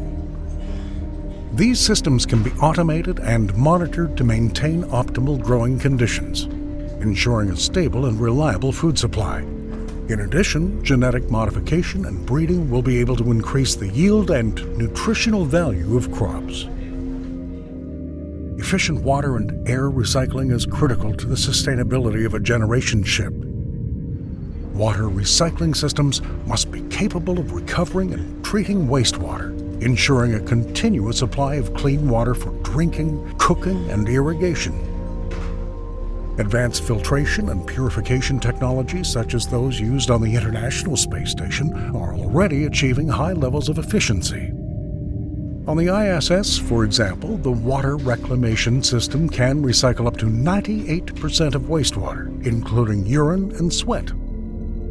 This level of efficiency is necessary for long-duration missions when resupply from Earth is not feasible. Ships of future generations will need to improve this efficiency even further, aiming for near-complete recycling to minimize the need for large water reserves. Air recycling is equally important, requiring systems that can remove carbon dioxide and replenish oxygen. Natural systems, such as photosynthesis in plants, can be integrated with artificial CO2 scrubbers to maintain a balanced atmosphere. Plants, in turn, not only provide oxygen but also contribute to the psychological well-being of the crew by providing a connection to nature. Projects such as Biosphere 2 have demonstrated the potential for creating closed ecosystems in which plants, humans, and microorganisms coexist by recycling air, water, and nutrients. Although Biosphere 2 faced some challenges, it demonstrated the feasibility of such systems, providing valuable lessons for the design of life support systems on generational ships. Creating a self-sustaining generational ship requires integrating advanced technology with natural processes to ensure the health and well-being of its inhabitants. Artificial gravity, efficient food production, and reliable disposal systems are the very pillars of this design, enabling humanity to embark on a long-term journey to the stars. Ensuring the success of a multi-generational mission goes beyond the physical and technological aspects of the ship. It requires meeting the mental, social, and educational needs of the crew, ensuring their health, motivation, and cohesion throughout the long voyage. Isolation and confined spaces can significantly affect morale and mental health. Lack of new stimuli and prolonged separation from Earth can lead to feelings of loneliness, depression, and anxiety. Addressing these issues is critical to maintaining a stable and motivated crew. Virtual reality technologies offer promising solutions for mental health and cultural connection. By creating immersive simulations of terrestrial environments, virtual reality or VR can provide a sense of escape and familiarity. Crew members will be able to see forests, oceans, and even social gatherings, helping to alleviate feelings of isolation and maintain a connection to their home planet. Artificial intelligence can also play an important role in supporting crew mental health.